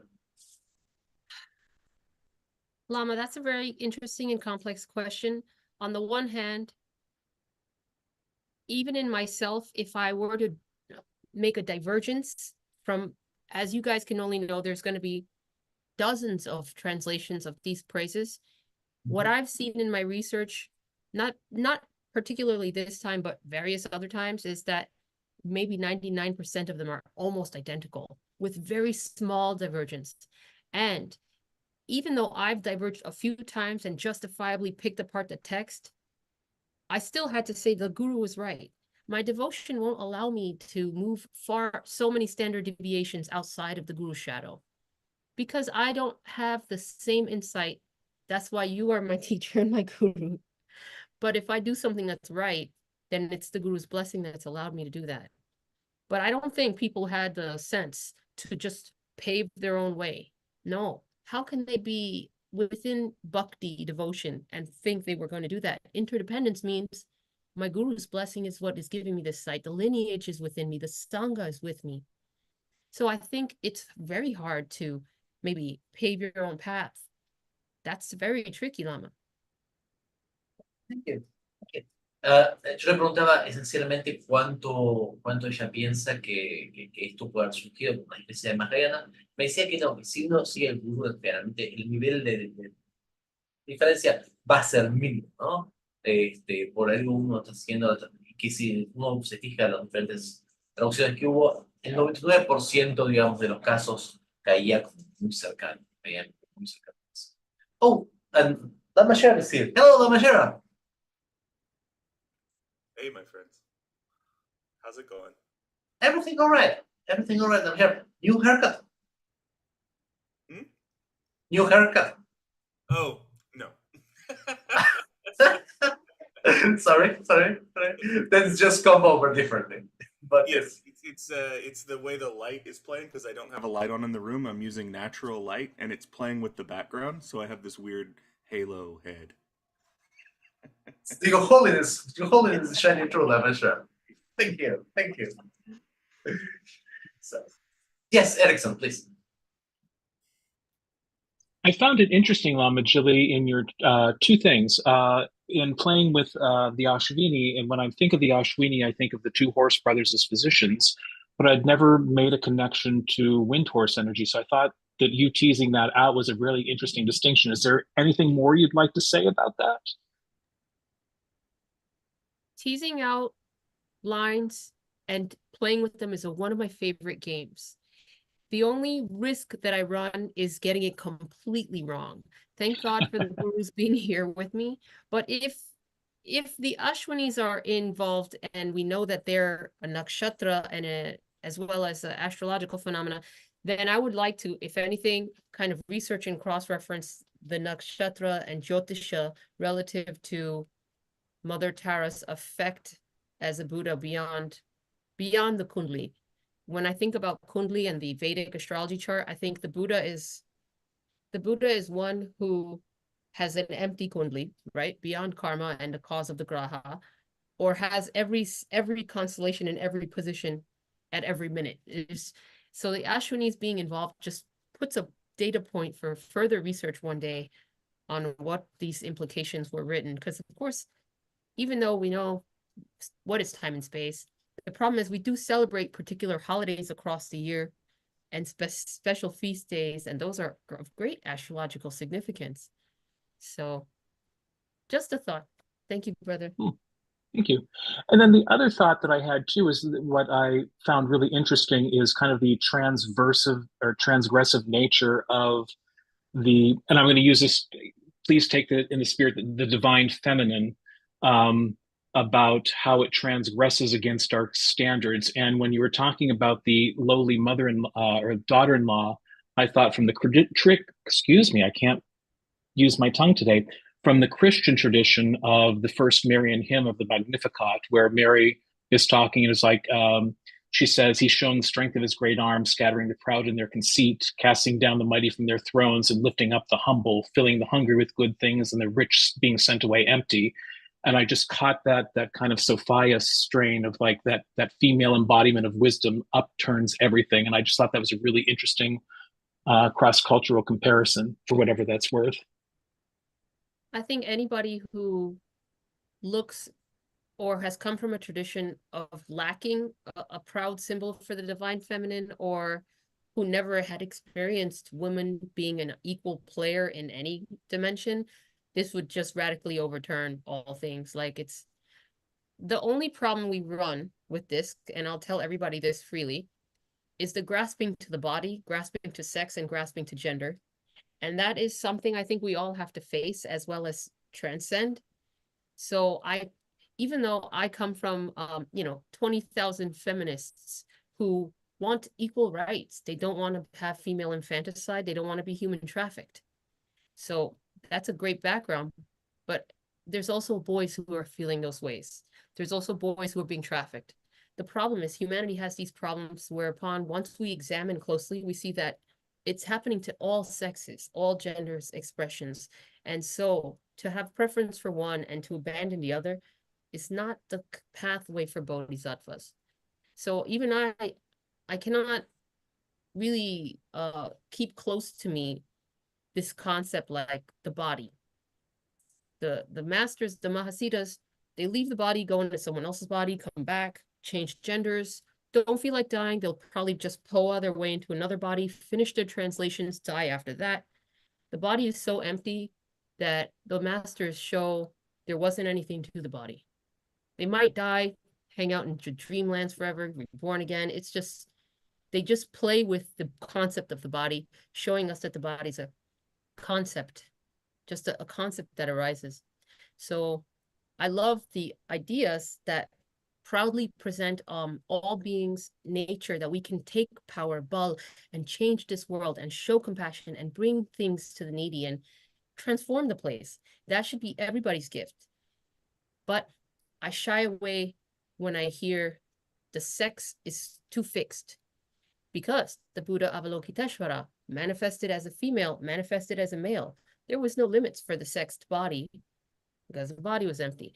Even if we don't know that, we can still historically see the Buddha Guanyin had two forms, and other Buddhas don't even have a sex in their Buddha realm. They're just a being. They don't necessarily have genitals. So I shy away from the dimension called divine feminine or even divine masculine, because those two gender binaries, they don't really have a place in our Buddha Dharma when we come to the middle way, right? And so thank you for bringing it up, Ericson, because that's a powerful one. You know, we all live in our bodies. So we are all doing what we do within these bodies. And it's very hard to kind of have a freedom from that. But I think we're all getting there slowly, slowly. So thank you again. Déjenme traducir brevemente. Esencialmente lo que hizo es, dice dos preguntas, Ericson. La primera sobre el tema de los nakshatras y cómo Lama Jilly hizo la relación con los nakshatras, con los vientos. Y ahí hubo una explicación media larga, después que repartimos, pero que esencialmente los nakshatras no son solamente las figuras míticas, sino que también, perdón, los ashwin no son solamente las figuras míticas, sino que son nakshatras, son las naciones de la luna, y eso tiene que ver con la forma que astrológicamente se puede tener el Buda como bajo en todo tipo de kata yogish, ¿no? Eso, si quieren, después lo repasamos un poquito más largo. La segunda era sobre el tema de Ericson decía de este lugar de la nuera, como esta cuestión del divino femenino, y Lama Sherab dice sí, totalmente sí, pero es importante no apegarse tampoco a la idea de género como que hay como un divino femenino, ¿no? Que una cuestión que es intrínsecamente divina, sino que esta idea de género también, y de biología, y de dos géneros, también es vacua, ¿no? En el sentido de que los budas y bodhisattvas y mahasiddhas iban cambiando de uno a otro. Perdón, hago un mini resumen, pero después si quieren lo seguimos. Luis. Hi, Lama Jilly, thank you for the teaching. And I have a question about the relationship between this text and Tara, because some of the lines sounded a little like praises to Tara. So I was a little confused. So I don't know if you can talk about this relationship, please. Thank you.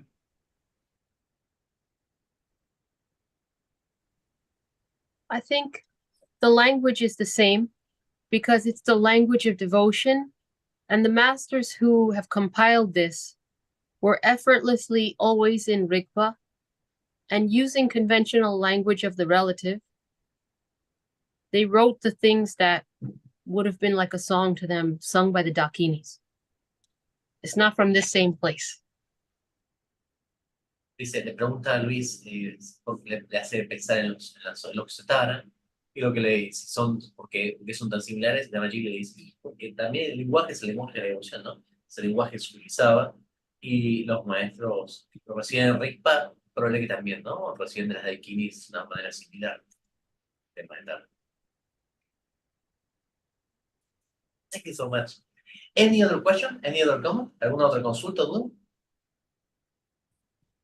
One comment, and that is, Lama Jilly, thank you so much for the, I don't know, for this whole experience.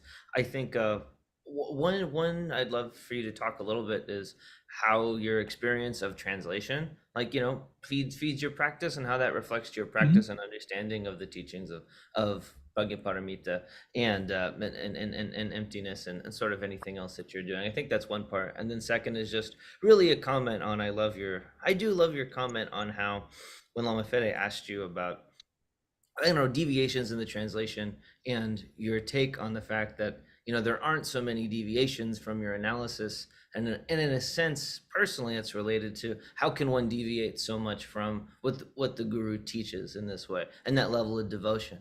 And I also wanted to share a bit of how I interpret that, both in the one-sided way of the devotion to the guru, but also understanding that on a relative practical way, your teacher should be showing a great example of how to be with beings and how to be in community and to be a river of compassion to all people. So I think it does make sense internally, consistently, that there is so much continuity between these translations, because it comes from a source that actually practically delivers compassion to beings.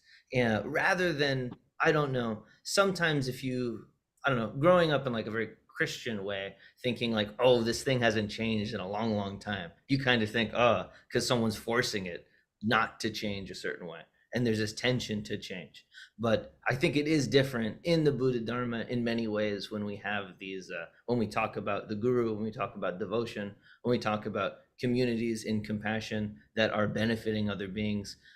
I think, even Charles Darwin said that ultimately individuals in species will go to cooperation, because cooperation is a more effective strategy to survive long term, rather than just fighting all the time in later of his works. So it's even from a naturalistic standpoint, one could say we tend towards bodhisattvaness, which is which I just wanted to highlight. And I think you said perfectly in that statement, and I saw it so clearly. So thank you, Lama Jilly.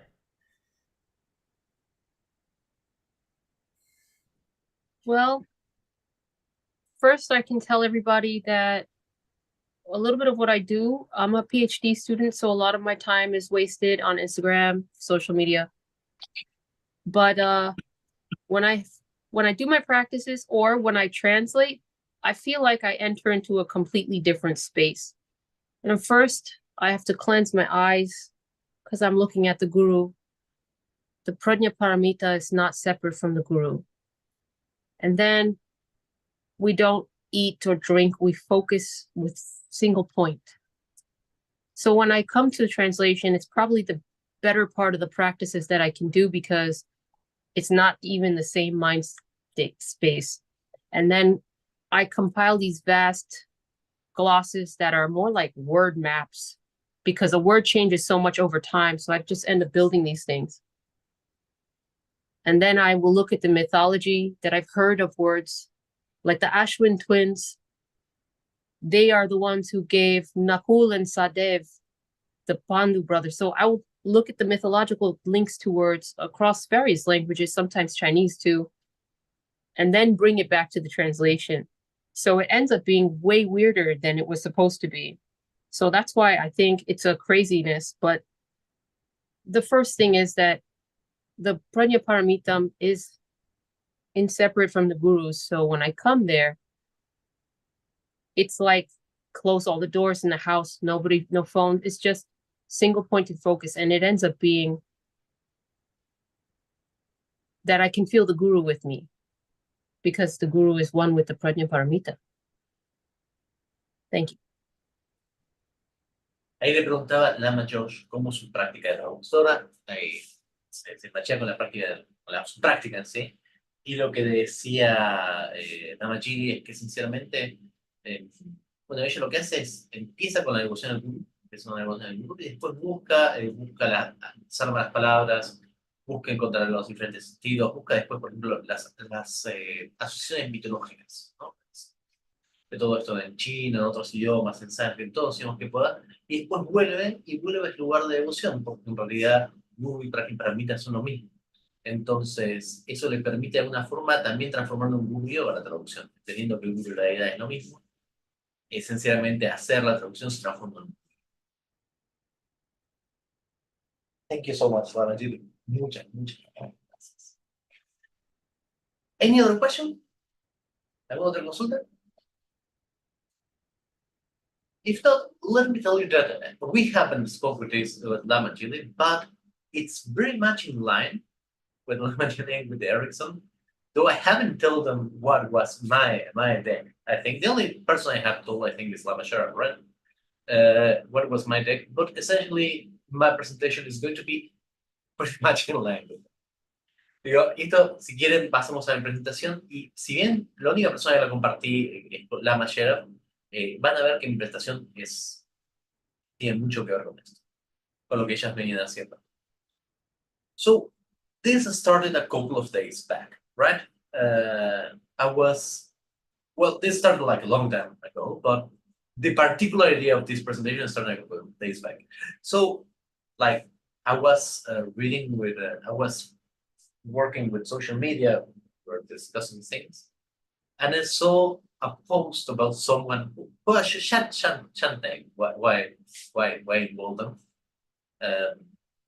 Someone who's kind of known saying, Buddhism in the end it's a tech, it's a technology, Vajrayana, and it's essentially humanism. And if you are like this capitalistic human who basically keeps his body healthy and so on, and kind of respects the power of the divine feminine and things like this is the path of Buddhism. To which I say, fuck off. Not at all, right? Entonces, esto tiene que ver porque hace un par de días yo vi una posteo de alguien que conocemos todos que estaba diciendo que el budismo es humanismo, ¿no? Es un humanismo capitalista de cuidar el cuerpo. Y yo decía, pero eso no, eso es una pelotudez, perdón por el término. No.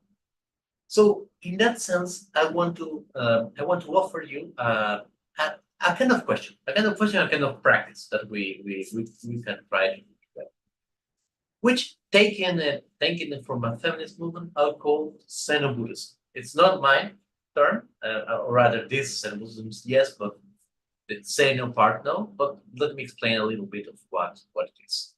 Para eso quiero mostrarles un poquito de esta propuesta que voy a tirar, que se llama Xenobuddhism. So there is one underlying question, right, which I want to pose it to you, which has to do with bodies and has to do with humanity. the first thing I want to question is whether our bodies are a reality, right? Are there something that is real and natural? And we usually tend to think of ourselves as human based on a biological basis, right? We have all these kind of species mapped out, like human and different types of mammal and reptiles and so on, so on, so on. But my first question is, what if humanity is a performance? Entonces, mi primera pregunta y la pregunta que sustiene todo esto esencialmente es problematizar el tema de la humanidad y los cuerpos. Tendemos a pensar que la humanidad es una cuestión biológica, ¿no? Que somos Homo sapiens, que hay mamíferos, insectos, esas cosas, pero yo lo que pregunto es, ¿qué pasa si la humanidad es una performance? So, this is something that it's not really that controversial, or it shouldn't be, because at this point it's kind of well developed, but still some people kind of find this strange, right? But what happens if you have a biological human child that gets born a feral family? What you have is an animal that actually cannot walk by itself. Feral children struggle to. Sadly, there has been a couple of cases. So there's nothing natural in what we have when we was humans. Lo que pasa si uno nace con un niño que nace fuera de la sociedad, transforma un animal que ni siquiera puede caminar por sí mismo. No pueden caminar. No hay nada natural en lo que hacemos como humanos. And yet, let's take Ericson's dictum, right? Of the room. Let's become aware of what we do every single day. I work with computers. We get out of our houses. We cross streets. And there's nothing natural about it. Absolutely nothing. The way that the cars move, the way that they cross when the light's on, the way that the elevator, what's this? This natural than the elevator. And yet we do it every single day. Lo pensemos cuando salimos, trabajamos con computadoras, cuando cruzamos nuestras calles, cuando tomamos un ascensor. No hay nada natural. Es menos natural que un ascensor. Pero lo hacemos todos los días. Even our bodies are the result of learning what a body is. It's not something that we gain automatically, but it's something that is learned through repetition and through interaction with others, right? With the mother and the father and all the rest of the others. This idea of who we are, it's a performance. There's nothing really there. The bodies are nothing but a mental impression. They're dreamlike, so to speak, right? That is why I take also Lama Jilly's, both Ericson and Lama Jilly's point, right? That the bodies, there's no, in the end, like divine feminine. Yes, of course, it's very important in the relative, when there is a misogynistic system, to emphasize female people that identify as female in positions of power, because it's an antidote, as Ericson would say, right, to the situation of this. But we're not saying that they're inherently or naturally divine. They're as empty as all the rest. Entonces, lo que quiero decir es que por eso el cuerpo mismo es una mentira, es algo que aprendemos. Y por eso yo digo, tomando el punto de Lama Jilly, que en realidad no hay un divino femenino. Sí es importante en lo relativo empezar por lo femenino cuando hay una sociedad que es machista, porque eso es un antídoto, como diría Ericson, a la situación que hay. Pero no es que inherentemente la mujer es divina, de más forma que el hombre es divino, son todos bajos. So, if we are a performance, we could ask, then what are the Buddhas, right? Because the first thing that we should understand is that Buddhas, at least according to Buddhism themselves, to the text themselves, they are not human. This idea of the Buddha as the ultimate human, which tends to cast him in a, let's say, a kind of neoliberal person who basically is very serene, is very beautiful, and always try to have consensus and everything, ignores not only the experience of Buddhists right now, but but ignores the same texts that describe the Buddha, whereas the Buddha is described half the time cursing people, having a very dry, a very dark sense of humor, and essentially not producing karma. That's one of the main definitions of the Buddha. They don't produce karma anymore, so they're not humans.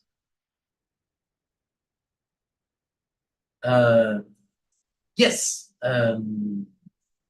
exactly. Tara was saying that Tara's goal is say enlightenment wasn't to say enlightenment, it was feminine. Yes, that in this society there is a need to have feminine figures of enlightenment. Yes, that we should start by emphasizing feminine. Yes, but we also one of the problems is that's the problem of the TERF movement, right? That we tend to biologicize or naturalize, and again, reify gender essentialism. And then we confuse biology with gender, so to speak. So that's why Tara's bow arose. Yes, exactly, Leah. Just as I was saying, exactly. This is the problem. When you kind of become like, this is the woman and this, it kind of becomes trapped. So because I don't want to fall in this, I call this Xenobuddhism. You're not human. We're not talking about humans, right? We're not being transhumans. We're just not talking about humans at all. Entonces decía, y los budas tampoco son humanos, ¿no? Porque los budas, de alguna forma, pensar que los budas son humanos, esta cuestión neoliberal que el Buda es amable y charla y simpático, un tipo simpático, ignora no solamente la experiencia budista, sino los textos budistas del Buda no produce karma. Y se la pasa insultando a todo el mundo y se la pasa peleándose con medio mundo. Es un error de lectura muy grande. Thank you, Leah. Yes, I think that we're in the same wavelength, which is why we are all here, right? So, what is Buddhahood if the Buddhas are not human? And we are, right? Or we identify as, what is Buddhahood? Well, Buddhahood, I think it's kind of a machine. And I'm very specific saying here machine. I'm not talking about a person. That's why the Tathagatas are called the Tathagatas, right? It's more of a machine. It's a device for enlightenment, for liberation. Entonces, ¿qué es la budeidad en ese sentido? Si los budas no son humanos. Para mí la budeidad es, y quiero ser muy preciso aquí, es un sistema maquínico. Es una maquinaria que genera liberación. Oh yes, yeah. Chakrabarti is essentially it's like, for me, it's almost like the Emperor in Warhammer 40k, right? In some ways, it is so exaggerated that wraps around to being funny. It's very much like this. Also, one thing I very much always love about Warhammer 40k is that they have really, one thing I would say is important, that the Emperor is clearly Turkish. With all, the Roman and Nordic images there, the father of Minecraft is a Turkish guy from the Iron Age. It's wonderful. Y acá me decía que los budas y el Chakrabarti son raros. Sí, son raros. Digo, para mí es como el emperador de Warhammer, ¿no? Que es un tipo turco que vive ahí y es tan bizarramente intenso que se vuelve a transformar en ¿cómo se llama? En gracioso. Yes, Lama Sherab. Well, going on the history of the modern Turkish Empire, Kemal Mustafa Ataturk was shot right in the chest. The bullet hit his pocket watch. He flew off his horse and he didn't die. So that's a legend. that is some Chakrabarti stuff right there. O sea, que Ataturk, por ejemplo, que el fundador del Estado turco, le pega un tiro en el corazón y le pegó en el reloj. Y siguió cargando. Así que sí, claramente es Chakrabarti. So how this machine works, right? This machine works for me in 3 main steps. The first of one is that, especially in the Mahayana, right? We're talking about Mahayana perception here mostly. The idea is that you paradoxically remain in the world by being dead, right? It's it's a little interesting movement because you basically give up the main thing that the world instills, which is to look out for number one, and you put the focus on to the others. There is nothing there that can be harnessed by samsara. So you have to die in samsara in a way to be rewarded. Let me just say that I'm talking in metaphorical terms. Please do not commit suicide under any circumstances. Primera parte, yo lo veo en tres movimientos. La primera parte es morir para el mundo para renacer, ¿no? En ese sentido. Como uno cambia hacia una inversión de samsara, pasa a preocuparse más por el otro que por uno mismo. ¿Y por qué eso? Porque preocuparse por uno mismo solamente es lo que genera samsara. De alguna forma uno muere para samsara para poder generar. Quiero aclarar que en esto estoy diciendo yo, por favor, no hay que morir. Literalmente, no estoy hablando, es una metáfora. ¿No? The second thing is that after being reborn, when we are reborn, we are reborn in the body. We are bodies, right? What we think as I, the I, in the sense of a psychic structure, essentially is tied up to a body. And this is something that is explored very subtly, but very effective in the Surman style of shamatha and Lama Sherab Sukha teaches. Right? When our breath become air, the point when our breaths become air, that's the point where the I and the not I start to play. But this is not only happens with the basic things of the body, but essentially what this happens is that there is a lot of things that we understand as pleasurable and good for us, and unpleasurable and disastrous for us. For example, I'm pretty sure that there's not a lot of practices, like probably in my Upadesha, but I don't think there's another going around where you have sex with spiders, right? And yet, who's to say that it's pleasurable or not, right? This is something that is so absolutely far away from most definitions of humankind that we tend to assume this label, unnatural. And yet, one could argue very effectively that what we are doing now, in my case, speaking from a microphone and screen, is more unnatural than having, sex with the spiders. So this is not as hard as a no, as don't kill yourself. I'm not saying don't have sex with spiders. My advice is just check if they're poisonous first, right? The first thing. Yes, intimacy with all things. Exactly. This is what I love. So I love Dogen. I love Shogenso. This is one of my main favorites. At some point, probably this is my limitation. I'm not teaching it because it's more of a sad thing. But I tell everyone who listens, go read the Shogenso. It's a wonderful Buddhist text. It's one of my favorites. Entonces decía, lo segundo es todas las cosas que nos invaden, ¿no? Cuando uno nace en un cuerpo y es lo que llamamos yo es un cuerpo. La respiración, esencialmente, es en la respiración, por ejemplo, del Surman que enseña Lama Sherab, se pierde un momento, la respiración se vuelve aire. Es el límite del cuerpo. Pero también hay límites que tomamos como sociedad, por ejemplo, el no tener sexo con arañas, ¿no? Y uno podría decir, pero eso es una locura, pero también uno podría discutir que lo que hacemos ahora de hablar por internet es menos antinatural que tener sexo con arañas. Mi consejo acá es, si van a probarlo, simplemente chequen que no sean venenosas, ¿no? Para. But this, sorry, Lamaji, you have your hand raised. No, Lama, sorry, that's an accident. No worry. So this brings me to my last point. To the main point of this, that in reality, there is absolutely nothing that is solid within this. What there is just waves of experience. So even the experience of time itself is experience. And we are often, because how we perceive the world, are kind of growing in experience. The emotions, as Ericson would say, kind of grown us, right? Or the difference, the million forms of, like Lama Jilly would say, of Prajñaparamita can frighten us. But in reality, there's no difference between all those experiences and themselves, right?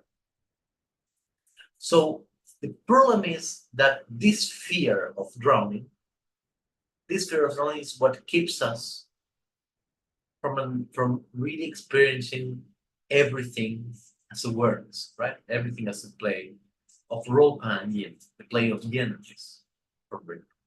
because we need to keep this idea that this is going to dissolve me into this this ocean. Failing to understand that this me that we think is going to dissolve, it's already the same. It has the same nature, right? The body and the thoughts and everything else has the same dreamland nature. Y por eso yo digo que no nos podemos ahogar en el océano, porque nosotros somos parte de este océano de experiencias. Simplemente creamos este cuerpo para poder interactuar. Pero este cuerpo no es un cuerpo natural, no es una cosa sólida, sino que es parte de la misma naturaleza onírica que tiene el resto de los fenómenos. So, how should we go about it?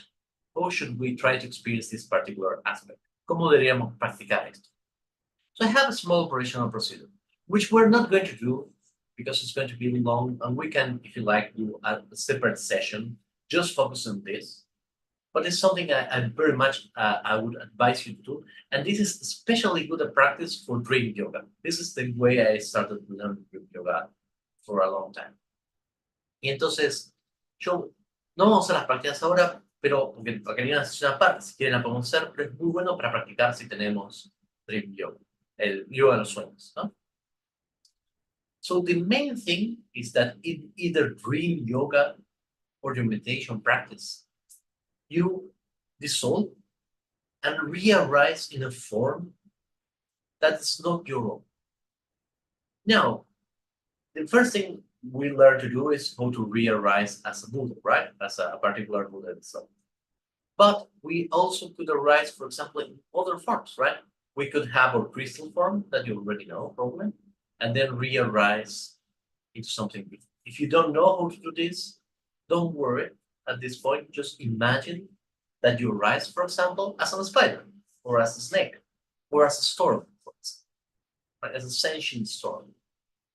Entonces, lo que hacemos ahí nos disolvemos y luego surgimos una forma. Si saben cómo surgir un Buda, puede surgir así, también puede surgir en una serpiente, como una araña, como una tormenta que es consciente. So imagine, take some time imagining, or in dream yoga, take some time feeling how it feels to be that body. What it feels to be that body. For example, how it feels to be a whale, right? Swimming through the darkness of the ocean, trying to find something. It's a very different feeling, at least how I imagine it to be, that how it feels to be me right now, right?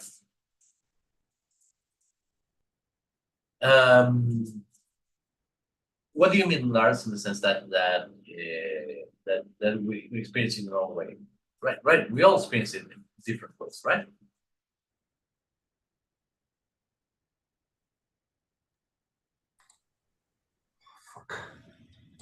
Oh, no problem. I was just referring to Louis. He said he sucked at it, and I said you don't. So it was not. Don't worry, don't worry. I was like, yeah, we do. But yes, I agree. And we all experience dream yoga in our own way. Totally, 100%. Thank you. Sí, es uno, cada uno toma toma su propia forma.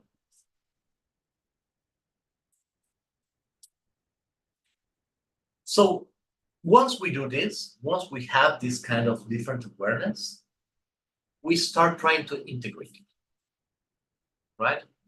We start trying to integrate it in our practice, understanding that the limits that we create for ourselves are essentially what defines us as humans.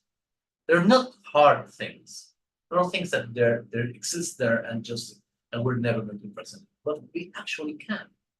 And we can start playing with those, trying to find why they are a little bit unreal, what they are a little bit dreamlike. Y una vez que tenemos esto, empezamos a integrar esta experiencia a nuestra práctica. Darnos cuenta que el ser humano, esencialmente, es una costumbre. Y empezamos a darnos cuenta que la forma en que nosotros actuamos es onírica y es aprendida. And once we do this, once we can integrate this insight, we begin again the whole cycle. This is especially good if you practice in dream yoga or in a daily meditation just before you go to sleep, in order to cultivate a little bit of dreams, because this will day by day slowly start not so much eroding your humanity, but rather showing you that it's not something solid and fixed, right? Entonces, esto nos va a mover un poquito, si lo practicamos antes de irnos a dormir o en el yoga de los sueños, nos va a poquito empezar a mostrarnos que la humanidad no es sólida, sino que es algo que se puede aprender. And this will also help us with interdependence and with putting ourselves in others' shoes. Because what is the usual way in when someone condemns something and basically they just stop empathizing? When they say that something is inhuman, right? Such and such treatment of people is inhuman. Such and such crime is inhuman. When I usually hear this kind of cries that assume that humanity is like one thing, one pure thing, what I'm hearing usually is someone saying that they won't have any restraints with other people, right? Oh no, if there's someone approaches my family and attacks them, I will become this fantasy that it's a very male fantasy, male fantasy. I will become this kind of ninja, right? Or like Walker, Texas Ranger, I can kill them. You're just fantasizing about killing people, dude. That's all there is to it. You're just looking for the reason. Entonces digo, y esto nos va a permitir darnos cuenta por qué deshumanizar también se vuelve algo estrategia, ¿no? Cuando yo escucho a la gente que deshumaniza situaciones o personas, empiezan esencialmente traumas. So how should we go about it? Once we understand this idea of dissolve, re-rise, watch what flows, integrate and begin again, we should start trying to be interesting and stop being basic. Because we tend to be a little bit basic, right? So this is my proposal approach. 20% humans, 20% animal, 20% xenos, whichever you think, like aliens. Aliens from the movie Aliens, at least for me, very interesting. And if you like, 20% electromagnetic force, how it feels to be a laser, right? Imagine this being a laser. This is a wonderful thing. It's a kind of light that just hates, burns everything that touches. This is wonderful. And dimensions, right? How it feels to be time. By doing this, by kind of having a different experience every single night, you will start to realize that all these things that you take as appearances are in fact mental conventions, that we are actually living not in reality, but in an hallucination by consensus, right? And we even haven't been consulted to it, we just were born to. So the way to do it is to become, as Ericson would put it, very curious. We have to be very curious about things. We have to be almost amazed all the time, like we can fly metal things in the sky right now to go and meet each other.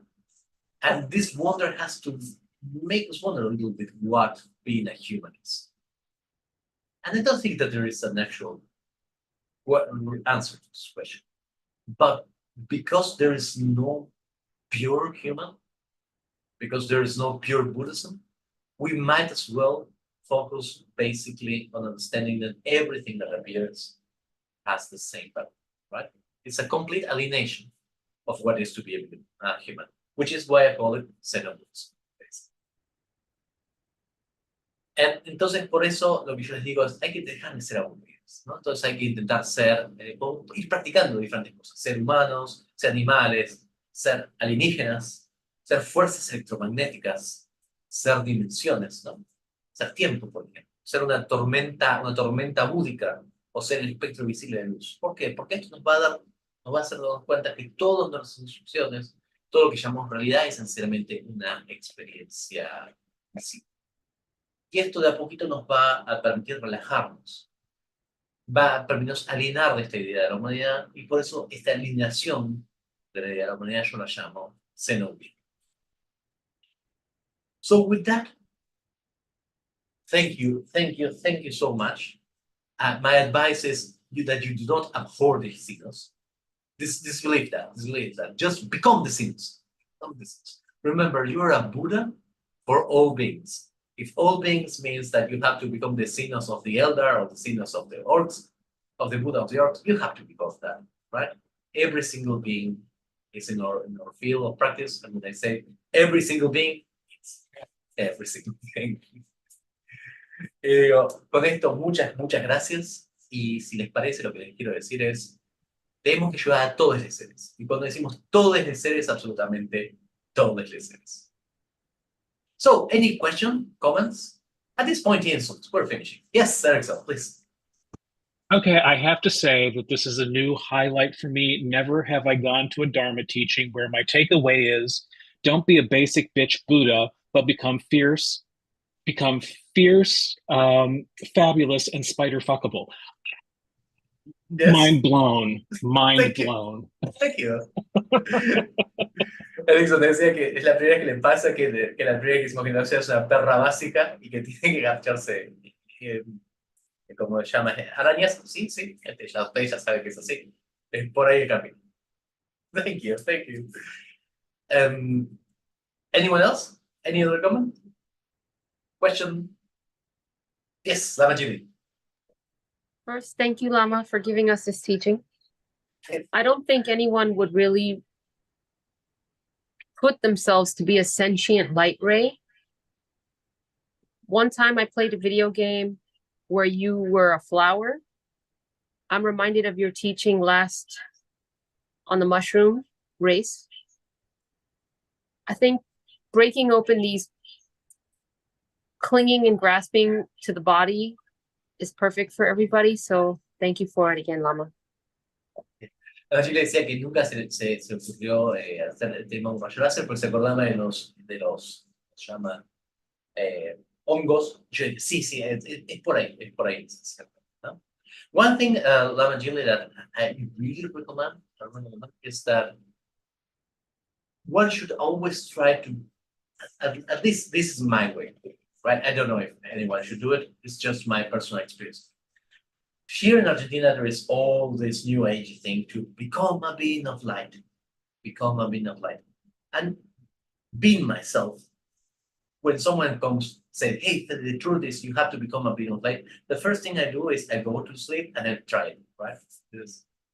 And when I remember becoming a being of light, it was like this laser fire that essentially burninated everything. And I was like, yes, this is great. They're right. You're just going to burn everything, basically. So I went the other day, when I was in this routine, I was like, yes, this is so good. You basically become the fire at the end of the eon. And it was like, no, this is like very dark. And I was like, no, it's the opposite of dark. There's no darkness everywhere. You're just pure light. And everything just burns in electromagnetic radiation. And I was like, no, this is terrible. But I think that in a way, the best thing you can be with this kind of thing is become very literal and try to test everything, because this is the way in which you go beyond this chains of metaphor and method, so to speak. We have to become, but to transcend language, we have to use, yes, but in some ways we have to also leave it behind, right? Yes, vibrate very high. I also did this wonderful. It's like earthquake. This is why I say like a phenomenon. If you become very high, you become an earthquake and destroy everything. It's also wonderful. What is amazing to me is that all these kind of metaphors becomes way of destroying the world. And essentially what they reveal is that you don't like the world where you are now, right? All these major transformation, ascent, they're always about leaving the world behind, right? In a way. So it's kind of the opposite of what we're trying to achieve here, but they're very useful because in a way, they give you insight on how those people need to be helped. Yes, exactly. So when people say, vibrate a lot, you might say, are you sure you really want to do this? Are you really want to? Decía que, por ejemplo, transformarse en un ser de luz es transformarse en láser, ¿no? O vibrar muy alto, como decía ahí Luis, es también generar terremotos. Entonces, bueno, de alguna forma son todas forma de destrucción del mundo, esas metáforas, pero practiquen transformarse en una luz o en un terremoto. Thank you. Oh, and yeah, before we leave, one thing I would be remiss is to mention what brought this idea of using Xeno, which is the Xenofeminist Manifesto by Laboria Robotics.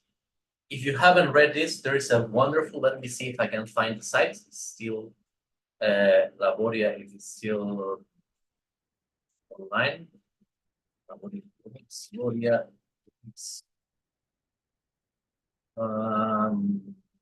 yes, I think it's still.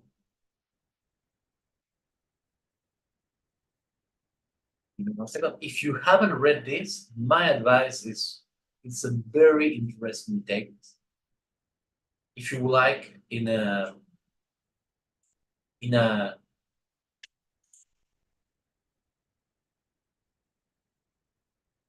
a very interesting text in a way of the same things that we do. I think that most of what happens now is happening now. That started with Donna Haraway, right? It's not started right now. It started with the cyber politics and the cyber manifesto and everything else. In a way, it is becoming slowly this transhumanist, positive, technological feminist way. It's becoming a little bit of what is kind of flowing in the same direction of the strand of Buddhism that we are. Particularly. This idea of Shambhala, this idea of leaving this Hallowed idea of humanity and status quo behind and making everything a pure land. This is, I think, the way it's happening right now within a more, if you like, traditionally scholastic academic, institutional academic Western approach.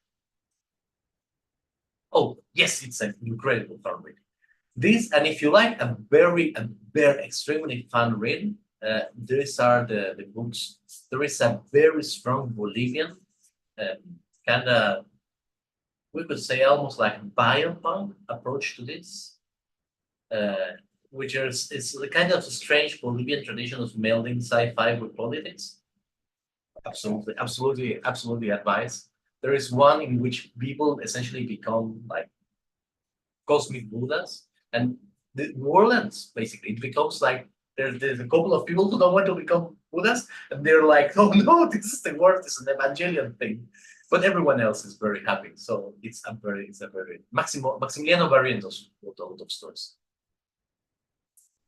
Well, any other question? Any other comment? Please. Yes, Lama Yes. Fede. Thank you so much. I think this was really fantastic, and also quite the I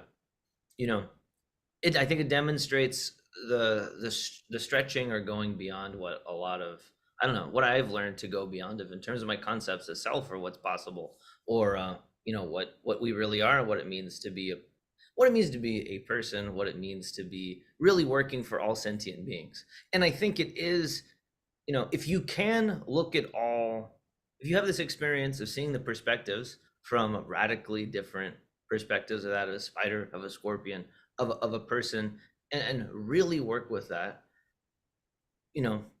I think it becomes, even having a little bit of a real experience of what that's like, it then becomes very clear when there's other groups or politics that start to say like, oh, this is the right way. Oh, this is the only way. And then it's like, what? You're still people. You're still talking within a perspective of like a personhood, and then a very specific version of a kind of body or a tradition or a race or a gender, these sort of things here. And so it quickly is like, this can't be good for all beings in that way. So it provides a very good, I think this is a great model in order to evaluate narratives that float around, as well as our own self-narratives of this comment of being afraid of drowning.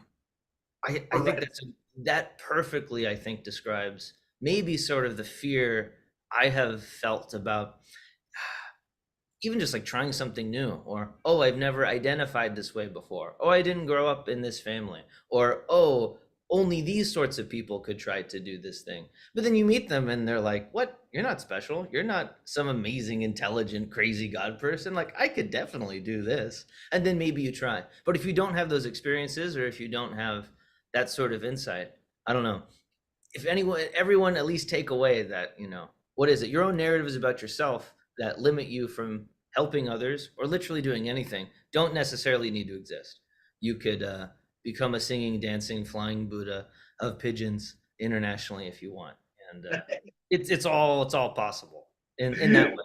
And you really showed this, I think, in the Xenobuddhism. So I'm excited to read this manifesto you shared and continue to practice this. Thank you so much, Guru.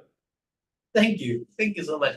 And yes, it is, you are proof that is possible. And also, there's this is very stupid thing that I always have found, in which people have learned, in a way, have internalized what we would call in psychoanalysis the master slave, right? Which you'll never get there.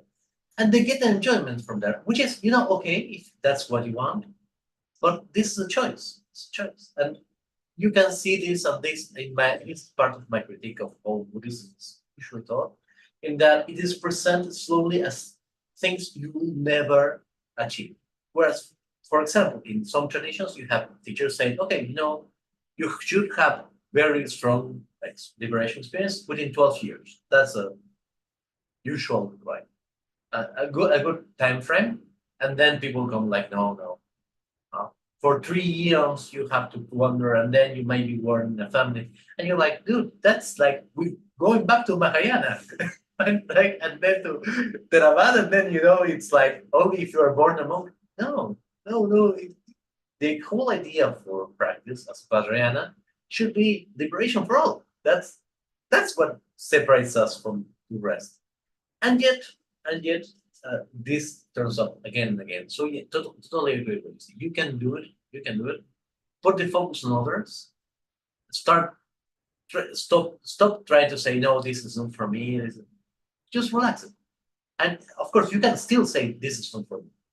That's absolutely perfect to say. But one can do more things than one has freedom. Right? That's absolutely, or at least in my experience, if I hadn't thought what I was going to do at my age when I was young, I never thought about this. Like, not in 1,000 years. And yet here we are. This is samsara. Thank you so much. Yes. Sí, Josh, que en realidad uno para hacer un pequeño resumen, que uno no tiene que limitarse, sino que, fíjense, él viaja por todo el mundo enseñando canto y danza y trabajando con palomas, y sin embargo, es algo que es posible. Hay que salir del punto de vista de las estructuras que nos atrapan. So, with that, Lama Sherab, would you like to give some words to close this beautiful Nirvana Overdrive? Sure. Is this the third or the fourth one we've done? We're quite on the It's roll. The fourth one. Incredible. And I think the best one so far. So we're going strength to strength. I'm happy. I think the numbers have grown every time as well, which is pretty good for the time frame that it's in and the weekend, and then everybody will give their time to the Dharma is really inspiring for my practice as well. So would you like me to close with the dedication? Yes. Give me 1 second. I'll translate this, and then I'll translate the post. Entonces dice, Lama Sherab está muy contento, dice que es el cuarto Nirvana Overdrive, que hemos crecido en cada uno de los Nirvana Overdrives, que cada vez son más interesantes, y que la verdad que él aprecia mucho que todos tengamos este momento para juntarnos en un fin de semana, pese a todo el resto de las cosas que tenemos. So I'll close with the dedication of the words of the composer of the 37 Bodhisattva practices. That's Tome Zampo. Entonces va a terminar con las palabras de los 37 Bodhisattvas Tome Zampo. Homage to the Guru and to the three jewels. Homenaje al Guru y a las 3 joyas. May I, in each and every one of my lives to come, gain a precious human form, free and well-favored, and thereafter may I encounter sublime spiritual guides and continuously apply myself to the sacred Dharma. Que en todas las vidas tengo una forma humana bien hecha para encontrarme con gurus y con aquellos que enseñan el sublime Dharma. May I never cling to the pleasures of ordinary existence, nor become attached to the extreme of an inferior nirvana. For the sake of all beings, as numerous as space is vast, may I strive to accomplish unsurpassed awakening. que nunca me quede atrapado en los placeres mundanos, ni tampoco me quede en el Nirvana menor, sino que por todos los seres sin excepción, vasto como el espacio, consiga el máximo despertar. Having realized the ultimate beyond conceptual limitations and the illusory nature of the relative, may I never be distracted even for so much as an instant, as I diligently strive to take this profound truth to heart. Habiendo localizado la naturaleza última, nunca me distraiga, sino que siempre intenté conseguir el logos. Even in this very life, may I reject all that is unwholesome, and constantly strive to apply the virtuous Dharma. May all my actions of body, speech, and mind always be devoted solely to others' well-being. Que en esta vida yo deje todo lo que es negativo y que me dedique solamente al Dharma y que lo haga para ayudar a todos los seres con todo mi ser. When it's time to let go of this life, may the force of my faith and aspiration carry me to the western pure land of Sukhavati, there to be guided by Amitabha in his compassion. Y cuando sea el momento de dejar esta vida, que la fuerza de mis aspiraciones y mis votos me lleve a la tierra pura de Sukhavati para que él me guíe y me pueda ayudar. And now to seal with the mantras of capacity that expand our dedication. Ya se llama con los mantras. Om Dari Dari Bandari Soa Jaya Jaya Siddhi Siddhi Pala Pala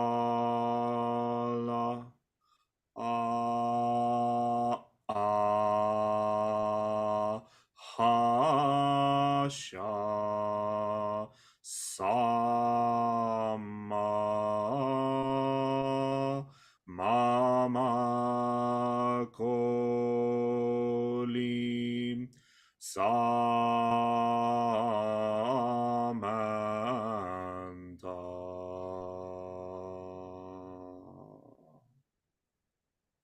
Sarva Mangalam. Thank you, everyone.